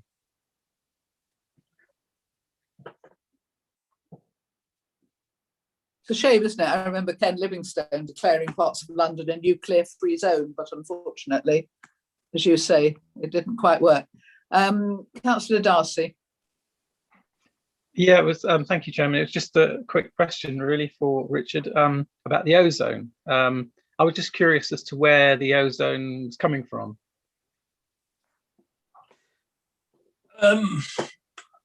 Off the top of my head, I wouldn't like to say, Councillor Darcy. We can go back to Ricardo and ask them if they've got any source apportionment for the ozone. Yeah, I mean, the reason I ask is because you mentioned that it reacts with the nitrogen oxide, and I thought, well, if cars are producing both, then in theory there should be less of it, in the same way as there's less of the nitrogen oxides. So it must be coming from something else, and I just wondered if we had any idea what it was. No, I don't, but I can ask Ricardo if they've done any source apportionment for ozone. Ozone is not normally something you associate with exhaust emissions. It's normally a broader environmental source. Yeah. Right. Happy with that? We'll get Ricardo to answer that. And finally, Councillor Hyman, if you could sort of wrap up on this one, perhaps. Yeah, thanks very much. I think actually the ozone issue it comes from ultraviolet rays acting upon NOx's and NO2s, but I'm sure Ricardo will tell you more about that. They're the people who did our 2013-2014 Waverley commissioned DEFRA. DEFRA did a AEA Ricardo report for Farnham on low emissions. In there it says that the things that aren't going to work in improving air quality are 20 mile per hour zones, because that makes things worse, and HGVs because there aren't enough of them. Those, unfortunately, are the two measures which we're assured of, or which are being progressed in the OIP. So I wonder whether, really, in terms of things improving air quality in Farnham, at the moment, we don't really have an air quality action plan, because what we had is now thrown out the window in favour of what might happen another day. So, because it's our responsibility, not Surrey's responsibility to provide measures, but ours to put the plan together. I'm just wondering to what extent we have the power to require Surrey to model the proposals they put forward, because they've told us at last Wednesday that they now have a parametrics model for 2019 that they say has been validated. I doubt that, because I don't think they're starting from where we are, but nevertheless, if they can, they should. So what right do we have to ask them to model things in advance? And most importantly, Chairman, on this paper, it doesn't give us the figures for last year, because they haven't been corrected for distance or for lab bias as yet. And I've taken a look at them, and there's some weird ones. It's a question of Eastern Europe, or maybe Santa Claus flying around and all his emissions from Christmas Day coming down on Boxing Day and making our results from our auto monitor go through the roof for virtually a 24-hour period, which is unheard of. Unless, of course, it was Santa or the Eastern Europeans affecting our NO2. I'm just wondering to what extent our officers have looked at the data for 2020 and think that it's any sort of reliable basis, because if they've looked at it, there's some very strange results in there. Okay, Councillor Hyman, can we stop you there and get some answers to that, please? Thank you, Chair. I can't go into detailed answers on that, but certainly we are starting to look at the data from last year with Ricardo AEA in preparation for writing the annual air quality statement for this year. As I said, that will hopefully reach your June meeting. And certainly if there are any anomalies in that, we will discuss with Ricardo AEA why those anomalies are there and what may have caused them. But they do monitor our equipment on a regular basis, on a constant basis, and do flag up if there are any operational errors with the equipment. So we'll be looking. You say we'll be getting the report in July, June. Well, for your June meeting, hopefully, yes. June meeting, fine. Okay. As I say, one of the problems with air quality is we seem to have groups upon groups, and I really don't want to keep repeating things that are being done in other groups and then being reported to us. So I think we'll wait for the final report and see what's in that. So thank you very much indeed again, Head of Service, and I'm afraid you're on for number 10 as well, by the look of it. Bin provision and funding policy. Could you introduce this for us, please? If I can, Chair, briefly introduce this, but also introduce my colleague Nick Baker, who I think is with us. Yes, there's Nick. Nick is the interim environmental services manager, so he's helping me maintain the waste service at the moment and maintain the good work that BIFRA have been doing. So I'm grateful for Nick for doing a lot of the work on this report. So it's about managing our expenditure on bins. It's about managing the number of bins we issue out to the public, and there's some quite horrific figures in the report in terms of the quantities of bins we're issuing to people at the moment. And the report is about managing both the volumes of bins we're giving out and managing the cost to the local authority of that. But I'll hand over to Nick, who will introduce the report in detail for you this evening, Chair. Thank you very much. And can I just, before you start, Mr. Baker, thank you very much for your emails and what you've sorted out in terms of bins in the Farnham area, because it's been most helpful and greatly appreciated by residents. So could you tell us all about charging for bins, please?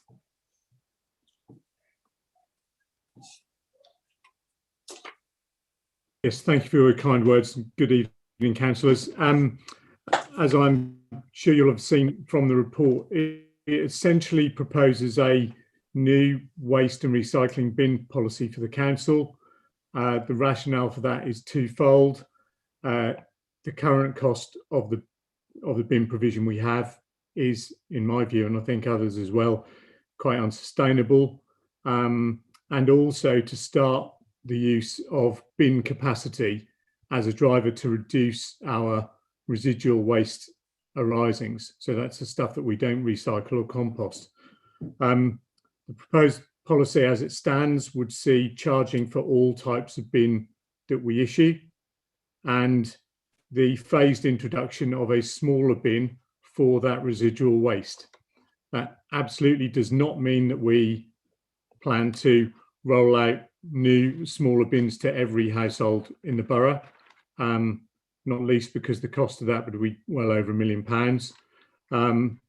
But in order to do that sensibly on a phased rollout of new properties, properties that we know have smaller occupancy or ownership, and those people who want to voluntarily move to a smaller bin as well.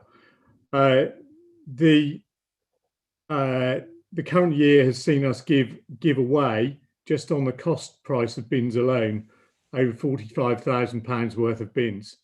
That for me is probably not representing best value for the council. But if we were to actually impose a cost across the piece for all types of bin, and to make that a more realistic cost, we're probably missing out on nearer £70,000 worth. So there's a clear financial mandate, in my view, for that to happen.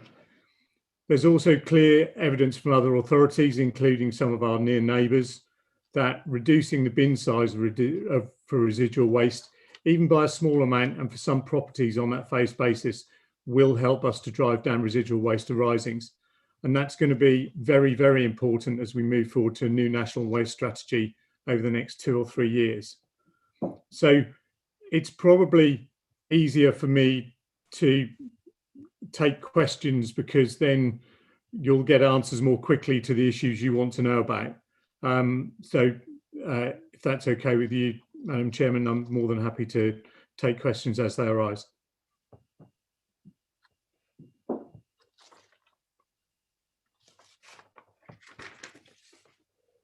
Big dog. Sorry about that. That's absolutely fine. And, the issues are pretty clear. We can't go on losing money at the rate we're losing money on this service. And really and truly, how do we achieve this? And you've got the report before you. There are different ways and different councils do different things.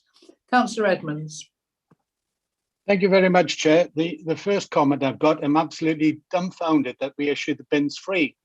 When you buy a waste bin for garden, you have to pay, I think, £35 for it. And the second, the question I've got is, why do we issue 2 recycling blue bins to some households? It seems odd that a household can actually fill 2 recycling bins. I would have thought we would at least charge for collecting the second blue recycling bin. Thank you very much, Chair. Thank you very much. Do you wish to come back on that? well, in terms of the historical position for the council, I think it's always taken the view that giving our recycling bins away would increase recycling. I think that was an acceptable position probably when we were getting much more in the way of recycling credit income. That position has changed over the last few years. That, in my view, would make it an imperative now that you do indeed start to charge for all those bins. And especially when the council already operates a normal additional collection service for side waste for recycling. So I think your point is very well made, Councillor. Thank you very much. Sorry, Councillor Edmonds, is that okay? We move to Councillor Gale. That's fine. Thank you very much. Yep, that's fine. Councillor Gale? It's just a query. If we reduce the size of the black bin, the residual waste bin, do we think it might increase fly tipping by people if they haven't got space to throw away all their odds and ends? And are we going to see the small electrical items being collected and that coming into place as well? On your first point, Councillor Gull, there's fairly clear evidence from certainly our neighbours, both Horsham and Runnymede have both introduced smaller bins over the last few years. They have not seen any increase in fly tipping over and above. I think it's a very obvious concern that most people would have. The evidence doesn't appear to bear that out. And I think there may be, I think, some common sense required around Christmas, where volumes always go up, and many councils do take side waste at that time. There would be no reason why we couldn't do the same. So I think that can be largely overcome. On the rollout of the small electrical goods and textile collections, we're currently working with BIFA on a number of options for that. The only option we can see is a curbside collection. It's really a choice, though, of whether that's every week or whether it's a call and then the contractor collects from you at a choice that suits the customer. My personal view is that the latter is definitely more efficient. People don't throw those things away every week, and a call and collect service may be the best one. I would hope that we can reach a conclusion on that within the next 4 to 6 weeks, but that will require some further discussions at this point. Thank you. Interesting questions and answers. I must say I never feel the challenge to fill up my bin, whatever size it is, but I take it some people do. I'll take Councillor Else next because I'm not quite sure how long she's been sitting with her hand up. The others are all in order, and I'll take you in order. So, Councillor Else. You're still muted. You're muted. No, hang on. Can you hear me now? Yeah. Oh, good. I'm having to listen on the phone. I just a quick bit of clarity, please. On page 100, it says new developments. It would appear developers are required to pay for the first things when the houses are ready for occupation. Are they required to do that or not? Because it seems as if we don't really know. And if they are, I do have an incident with some residents in my ward who moved into a new and didn't have any in at all. Who monitors this? You know, is it our responsibility? We want people to have their rubbish collected. Thank you. I was struggling to hear the question, but Yeah. I think you were asking about, was it a requirement that developers provided their first set of bins to new occupants in houses? Yeah, I think you're right, Mr. Baker. Yeah, was that the gist of the question? So the council can require developers to do that. Waverley, as I understand it, has always done so. That said, we are certainly aware of some developers who have not done that in the past. Some householders have decided to go out and buy their own, not knowing what the system was, from anywhere such as B&Q, Amazon, or any other possible providers of bins. It is something we need to get tighter control on with developers. One of the problems is that we obviously will hear about future developments through the planning system, but it may be some years before those developments come on stream. And we're then sometimes left at very short notice having to get large numbers of bins in place. So behind the scenes for this policy, we will have an improved stock control system on our bins and a purchasing system on the bins as well. So that should ensure that all new developments receive their bins before occupancy takes place. That's certainly the aim within the policy, will be to enforce some of those rules a bit more perhaps than has been done in the past. I think that we'll all welcome that. Thank you very much indeed. I've got Councillor Hyman next. Yes, thank you, Chairman. I'm in a position which is unusual, but many people also share the position where we have shared. We have individual black bins, 240 litre, and we have shared 240 litre blue bins. The shared 240 litre blue bins, the lids always break. This was the second batch that Waverley bought, I think, really. And obviously, as far as personal responsibility is concerned, I would be concerned about a system whereby people were charged for breakages that were the result of the machinery, or somebody else completely. Personal responsibility is a good thing. We should all be paying for the things that we're using, but nevertheless, we have to have a system that takes account of the breakages. And I wondered whether we had any data for the amount of money, out of the large sum that's been spent on bins, which this report is about, over the past a year or two, what percentage of that is because of blue bins with rubbish lids on them? The other thing is, of course, with shared bins, how do you apportion it? And I very rarely use my black bin. Very little goes in there, very little gets emptied. Everybody else fills it up, and if it gets broken, I really wouldn't be very happy to have to pay for it. I very rarely use it. But the other issue there is, it looks at paragraph 719 on page 104, that it tells us that Horsham District Council has the dropped to 140 litres as a standard bin, right, and have the lowest recycling rate in the world, certainly that part of the world. Why aren't we going for 140 then? Why are we going for 180, which is a sort of elongated, squarish shaped one? And have we looked at the fact that we might get a load of complaints because they stick out more into the pavement and people can't get past them unless you turn them around, and people don't? And if people then complain about that, do we say, well, it's either that or have 140? What's our policy in that direction? So why are we 180 rather than 140? And what if everyone gets annoyed by having the 180 ones that we haven't ever tried before? Thanks. Right, thank you. There's two interesting questions there. We've got the shared bins, but also the size. So if you could answer both of those, Mr. Baker, we'd be grateful.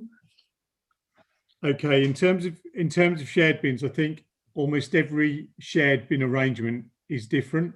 Obviously, there are some with fairly large developments of flats where there's a management company involved, and we are now starting to roll out some enforcement with some of those management companies who are not providing what they should do for their lessees or whatever. There will then be some almost on an individual property basis, which sounds the case here that you've described. I think at the end of the day, where you've got, where if historically the council has bought a bad batch of bins, firstly, the council should be looking to go back to the manufacturer on that basis, because they do have bad batches from time to time. Normally, I would suggest that the main municipal suppliers are pretty good, but there will be problems from time to time in them. So I think it's up to the local authority concerned to go back if there is such thing as a bad batch. But I think that there is. I think the word is out there, as it were, that if one phones up the council at the moment and says it was Biffa who damaged my bin, or the back of the truck gobbled it up, or whatever it might be, we will just hand them out a new bin. I don't think the questions we are asking are perhaps strong enough to get the exact position of what's actually happening. We've made it very, very easy for people to get a new free bin. The final part of your question regarding 180 or 140 litres, I think that we have to take account that this eventually could be rolled out to more and more people over time. I think that the 180 litre bin is a far easier sell to our residents. It's only a 25% reduction on current, whereas if we go to 140, it's a much, much smaller bin. I think that's the only reason we've reached that point. If members want us to go for a 140 bin, they can do. I think that the Horsham example was rolled out with a number of other changes in their collection methodology some years ago. The Runnymede rollout last year was more as we've moved it to, or have suggested in the paper. And they've, from what I can hear from officers there, have been very successful in having very little complaint about the size of the 180 bin. You know, there will be different experiences for different councils, but at the moment, I think the easiest way to keep the public on board is to go for the 180 bin rather than the 140. I think you're absolutely right. Having lived through various changes, it's not easy. I've got 3 more speakers, and then I'd like to draw a line under this one if possible. Councillor Darcy? Yeah, I've got a grey bin, and it's 140 litres, and for a household of 2, it's absolutely fine. So I wonder if it'd be possible to offer the option of having that, because it's actually much easier to manoeuvre because it's a lot lighter. But that wasn't what I was going to ask. What I was going to ask was, there seems to be an issue about ownership of the bins, and they belong to the council, but people don't necessarily look after them. And I was wondering if the idea of possibly charging a rent for bins, which would allow for a regular replacement programme, might be an option to consider. Because if everyone paid a small amount every year, then you could programme in to replace bins as needed. Or even if you wanted to just go through and replace everybody's bin because you decided on a different size or a different colour or whatever, you would have paid sort of an income stream to support that. Just a thought. Thanks. Can I take Councillor James and then get Mr. Baker to answer both questions? Councillor James?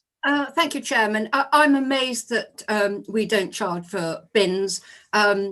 You probably remember we all had our own tin bin. We replaced it with a plastic bin. And it was only, well, certainly in East Hampshire, it was only when we went to the lorries that had to have the automatic lid opening ones that we were all issued with a bin that had to be like that. But if it went wrong, if you needed another bin, you had to buy it. So it was only the first time when all bins were replaced. Ever since that, if you moved house and that person took that bin away with them, then you had to buy your own bin. As a single occupant, just like the previous councillors just said, I don't put my bin out probably even once a month. It might be once every 6 weeks, my black bin, because there's nothing in it. So luckily enough, my bin men don't have to stop outside my house. They just whiz past because there's no bin out there. Only the food bin's gone out tonight. That's all there is. But as I pay a single person supplement on the council tax, then I feel that that's good because my bin, I'm not paying for my bin men to have to stop outside my house once every 6 weeks or even 2 months before my black. But I do think we should charge for bins. I'm really sorry. Okay, thank you, Chairman. No, that's very interesting. Thank you, Councillor James. So, Mr. Baker, 2 quite firm people there. We've got to be stricter. We've got to start charging. Do you have anything to add to that? Well, I think just on the only thing I would add, because I think it largely concurs with what I've put in the report, the only thing I was add just in terms of renting, essentially renting for a very small amount for a bin every year I would suggest that the administrative cost of collecting that would be probably more than the amount we actually collect each year. I think it's a much simpler way that the council has historically provided the first bin at a point of total bin change, as your second speaker alluded to. But I think subsequently, there are so many of the bins actually do get damaged by householders, either deliberately or lost for other uses, shall we say, that we need then to charge for replacements. And I think that's widely accepted, that essentially residents pay almost a license to use our bin when they pay for the bin from us, but the ownership remains with the council.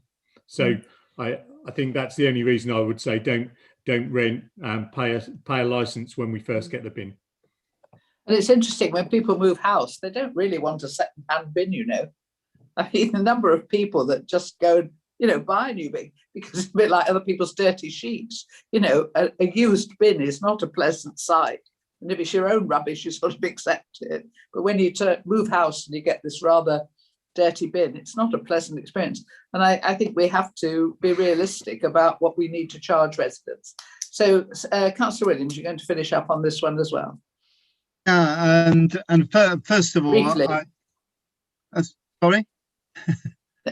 Just teasing. Well, first of all, obviously, I would like to thank Nick Baker particularly for the massive work that's been done on this subject, and I was really interested to hear the views of Environment Overview and Scrutiny Committee on on this particular issue this evening.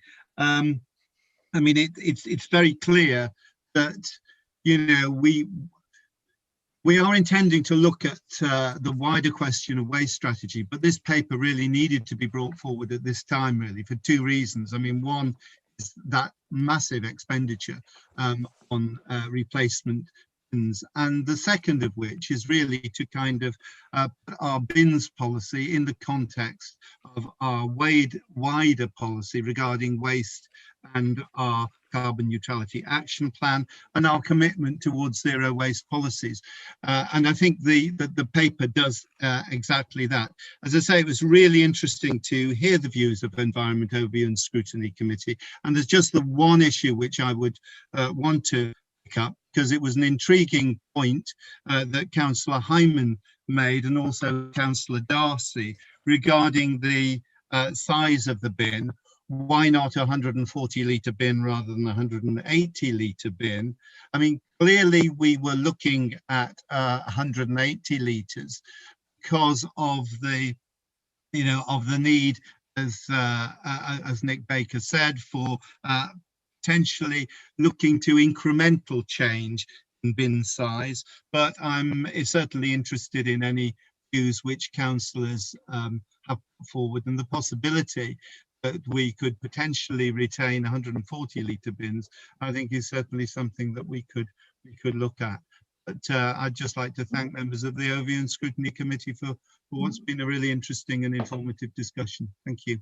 Yeah, and thank you. But this is the issue, isn't it? I mean, what suits Councillor James, what suits Councillor Darcy, probably wouldn't suit my two children, who are really good at recycling, very modern. I mean, no problem there. But they've got children, and you get rubbish, I'm afraid, whether you like it or not, however well you behave. Now, I'm not taking anybody else on this. Anybody who's spoken isn't going to be taken, but Miss Mark Mills wishes to speak, and this is going to be the end of this item. Thank you, Chairman. I was just wondering if we could clarify for the clerk's benefit. Two speakers did seem to advocate for at least having the option of the 140 litre bin. Does and I'm sure that will get reported as comments. Yeah. Does the committee want that as a formal recommendation, or just? No, definitely not, because we'll all have mixed views on this. And I think, it's the mixed views that have to go into the executive. I don't think, from what I've heard, there's a communal view on this, and we're not a decision-making committee. We do put observations in. and we can continue to do that afterwards. Okay, so I don't think that's a committee issue, but it's certainly something that some members of the committee feel strongly about.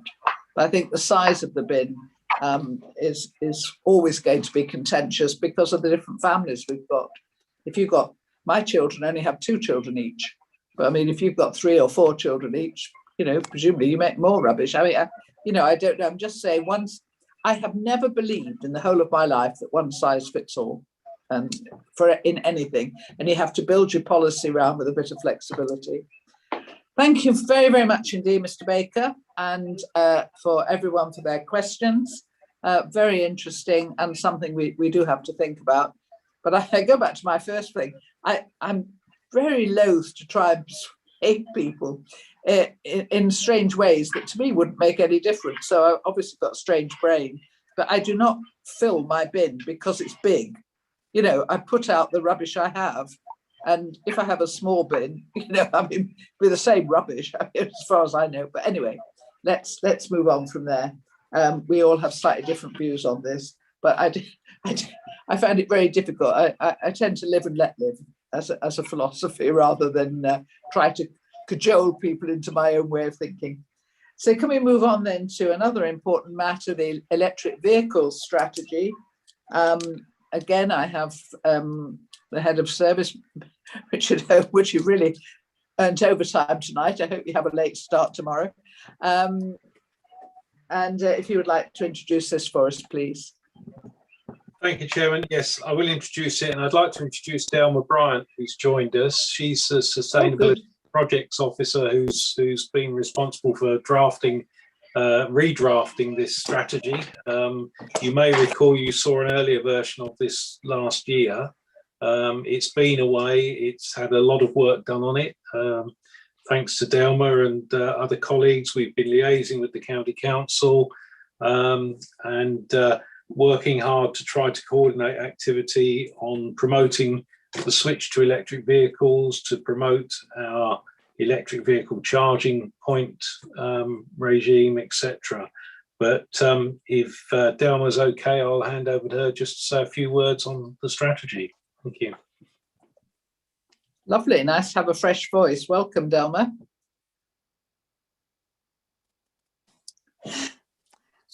Thank you very much.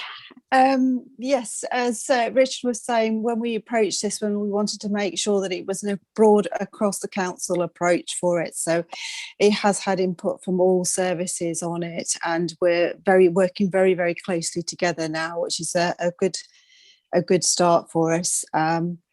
So we're being collective. We're sort of talking to our developers about how we want to work. We're talking to we will be shortly, hasn't started yet, but we're going to go out to the parish and town councils next. That's one of the next aspects of it. So it really is a borough-wide approach. So if you have any questions.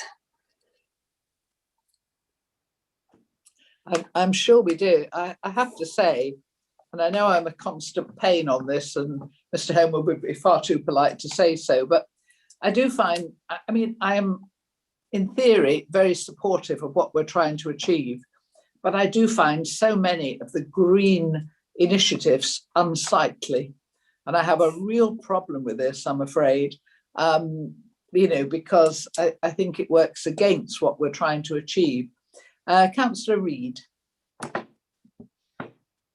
Thank you, Chair. I have read this. I've got a date on the front here, on the 8th of the 3rd.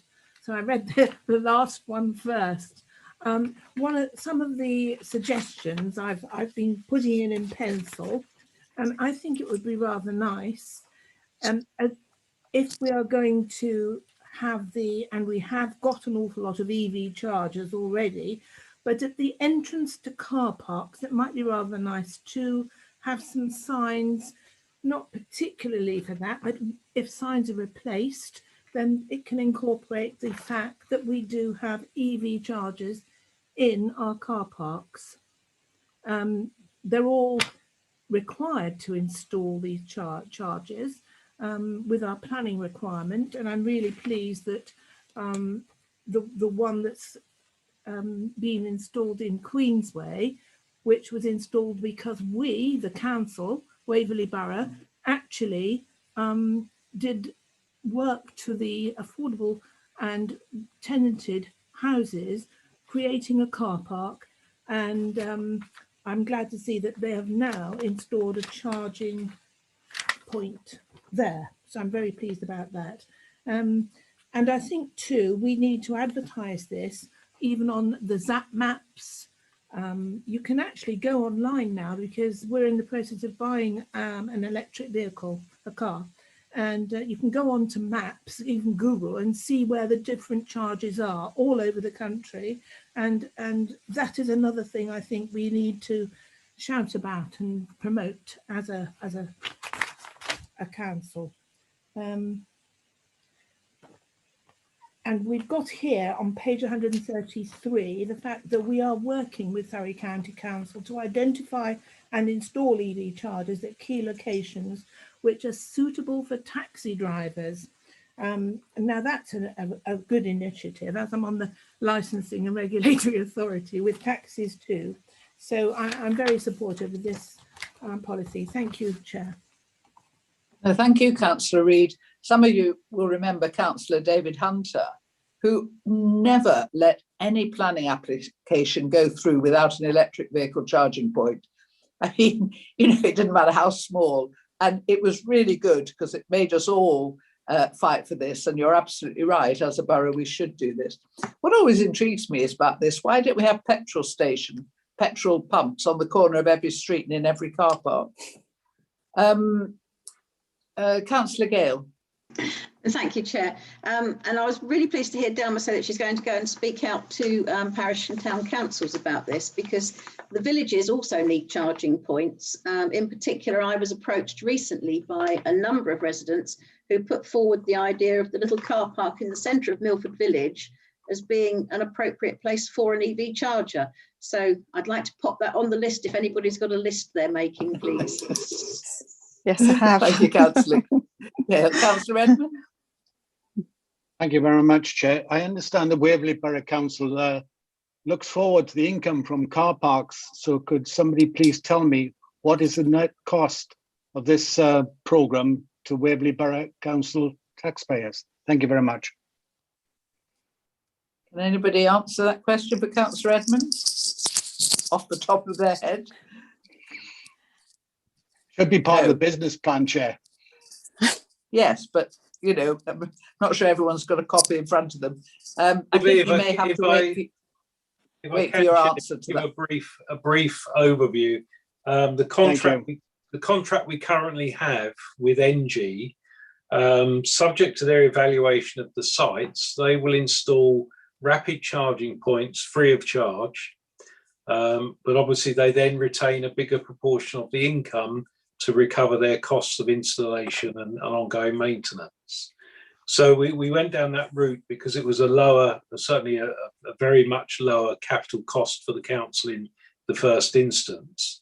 The second type, the fast chargers, they will install for us, but we will have to fund them. And off the top of my head, I can't remember what the figure is for that, but it does depend very much on the nearest electricity supply and the capacity to feed that point. So sometimes it can be relatively cheap if the power supply is nearby. Sometimes it can be exceedingly expensive, and NG will advise us of those costs before they ever think about installing them at sites. So the cost can vary. Rapid chargers we can get in for virtually nil cost, but we get a lower proportion of the income. Fast chargers we can install through NG. I'm desperately trying to think of a figure, and I don't want to quote one and get it wrong. No, so wait, I'm happy to come back with the figures. Yeah. Can I just ask a question with all these charges? How do you stop people just putting their car there all night and messing it all up for everybody else? Okay, the ones in our car park are controlled by the parking place order. And under the parking place order, you can only park a car there if it's in the act of charging. If it's not charging or it's there for more than 2 hours, firstly, if it stays plugged in for more than 2 hours in a rapid charger, then there's a £10 an hour surcharge for any time over that. So that's the penalty for overstaying plugged into a rapid charger. So who is policing this, please? That is policed through the charging network. So when you charge a vehicle, you have a card to present, or a token to present to the charging machine, so it knows who's charging, or your credit card, and the charging cost is charged to that, separate from the payment for parking. Right. So the machine knows who the machine. It's a bit like using Ringo. You subscribe to the service, so when you plug in, they know it's you that's charging, and they will time the charging time. And if you go over 2 hours on a rapid charger, they will then start charging you £10 an hour as a penalty for staying there too long. So well, that'll put me off. Right. Can we go to Councillor Darcy then? We've had a few people fined that way, but we've never had any. We've never had any complaints so far, though. All right. Councillor Darcy. Thank you, Chair. I just wanted to make ask a question and make a couple of points. The NG company, I believe, took over Genie Point, and in the Crown Court, the rapid chargers are still liveried with Genie Point, and they're not listed as NG. The reason I mention that is because, as you know, I'm sure those of you who've got electric cars, unfortunately, there are something in the region of 50 plus different electric vehicle charge point suppliers in the country, and they all seem to run different systems, so that you could potentially end up with a multiplicity of apps on your phone and about 50 different cards if you wanted to be able to access them. So this is clearly something that needs to be addressed. But in our case, we already have potentially two different setups. So I wondered, first of all, when the Genie Point ones were going to be transferred to NG now that they belong to NG. And another reason for asking that is NG are actually, you can use theirs for free at the moment until October. So I was thinking, oh, great, I'll go down there and charge up my car because it'll be free. I won't even have to pay. Fantastic. But I can't because they're still with Genie Point. Really disappointing. And then the other question I was going to ask was, what plans did we have, if any, to try and influence them to get a standardized system, so that, because at the moment it's just madness, all these different apps and things. No, thank you, Councillor Darcy. This was flagged up years ago when we first started talking about this. Do you have anything to add, Mr. Elmwood, or shall I go on to another speaker? I think that takes me back to Betamax and VHS. I think the market will determine how many of these systems survive in time. You had Betamax, VHS, Philips video discs, all sorts of different things, and VHS won out on the day, and then CDs came along, or DVDs, and now we don't have any of that. So I think the market will sort itself out in time, and it's like any new market, there will be lots of players at the beginning and few survivors at the end. But certainly the government has a role to play, I think, in trying to standardise fittings and that sort of thing, to encourage more people to use vehicles, because nothing worse than having an electric vehicle and finding that all the charging points in the area are not compatible with your vehicle. So time will tell, I'm afraid, but the government could introduce some sort of initiative to standardise as well. There'll be lots of cross residents. Right, I've got 3 more speakers, and I would like to finish more or less at 9:30. So could you keep it brief? Councillor Williams first. Just very quickly, again, really interesting to listen to the debate here as a portfolio holder. Just really to draw attention to the graph on page 132 of the papers, which shows the growth in electric vehicles in Waverley 2011 to 2020. And if ever I've seen a kind of exemplar of what you might call exponential growth, that is it. So it's a real challenge, I think, to keep up with the rise in demand of the growth of electric vehicles, particularly if it continues to be exponential.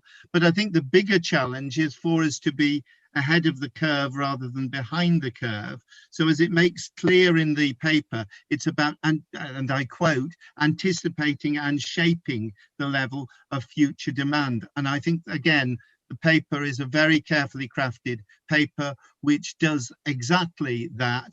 And it is as a result of considerable work by Delma, and I think she can be congratulated on the huge work that's been done on this, and in meeting that challenge, which, as I say, is actually to be about anticipating and shaping the future level of demand rather than just simply being behind the curve. Thanks. Thank you, Councillor Williams. I just find it rather strange that it has to be the local authority that's doing this. You know, I can't help thinking there's other people who are better placed. Councillor Hyman. Thank you, Chairman. Yes, quickly, I following on from what Councillor Williams has just said about being ahead of the curve. Clearly, the reward and the risk is with the private sector at the moment. We're using JoJo, we're using NG, and we are at the same time looking for great investments at Waverley, places where we can put the millions of pounds that we've got. And we're told that actually NG are a bit sly because they don't put in the massive investment that's required in the fast chargers. We have to make that investment. So as we're already making some of these investments, I'm just wondering, I mean, if you think, what if Waverley owned all the petrol stations in Waverley? We wouldn't have to charge any council tax to anybody. We'd have so much money coming in. Someone in future is going to make money from off-street charging unless hydrogen vehicles take over and it becomes the Betamax.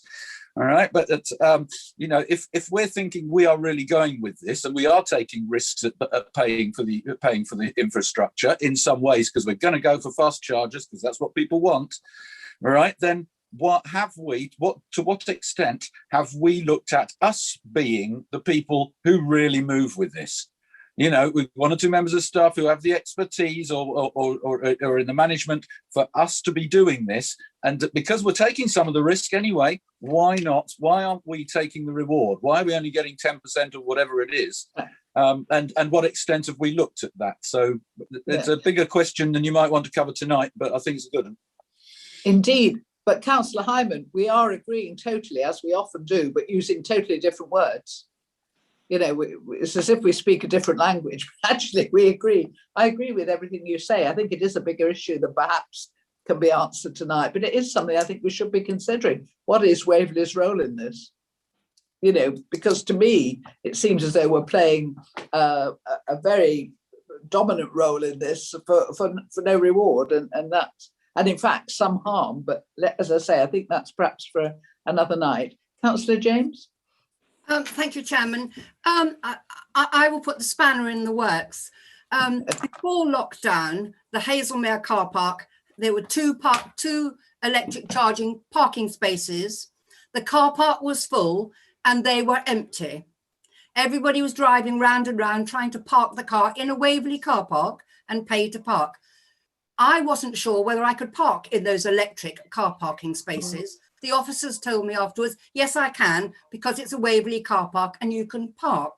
So am I going to be discriminated against with my petrol car if a lot of the car parking spaces are taken up with electric charging points? And as you said earlier, I have to drive to a petrol station to put the petrol in my car. I will be cross if I cannot park in a free car parking space, albeit I won't park in a disabled car parking because they have a different legitimacy.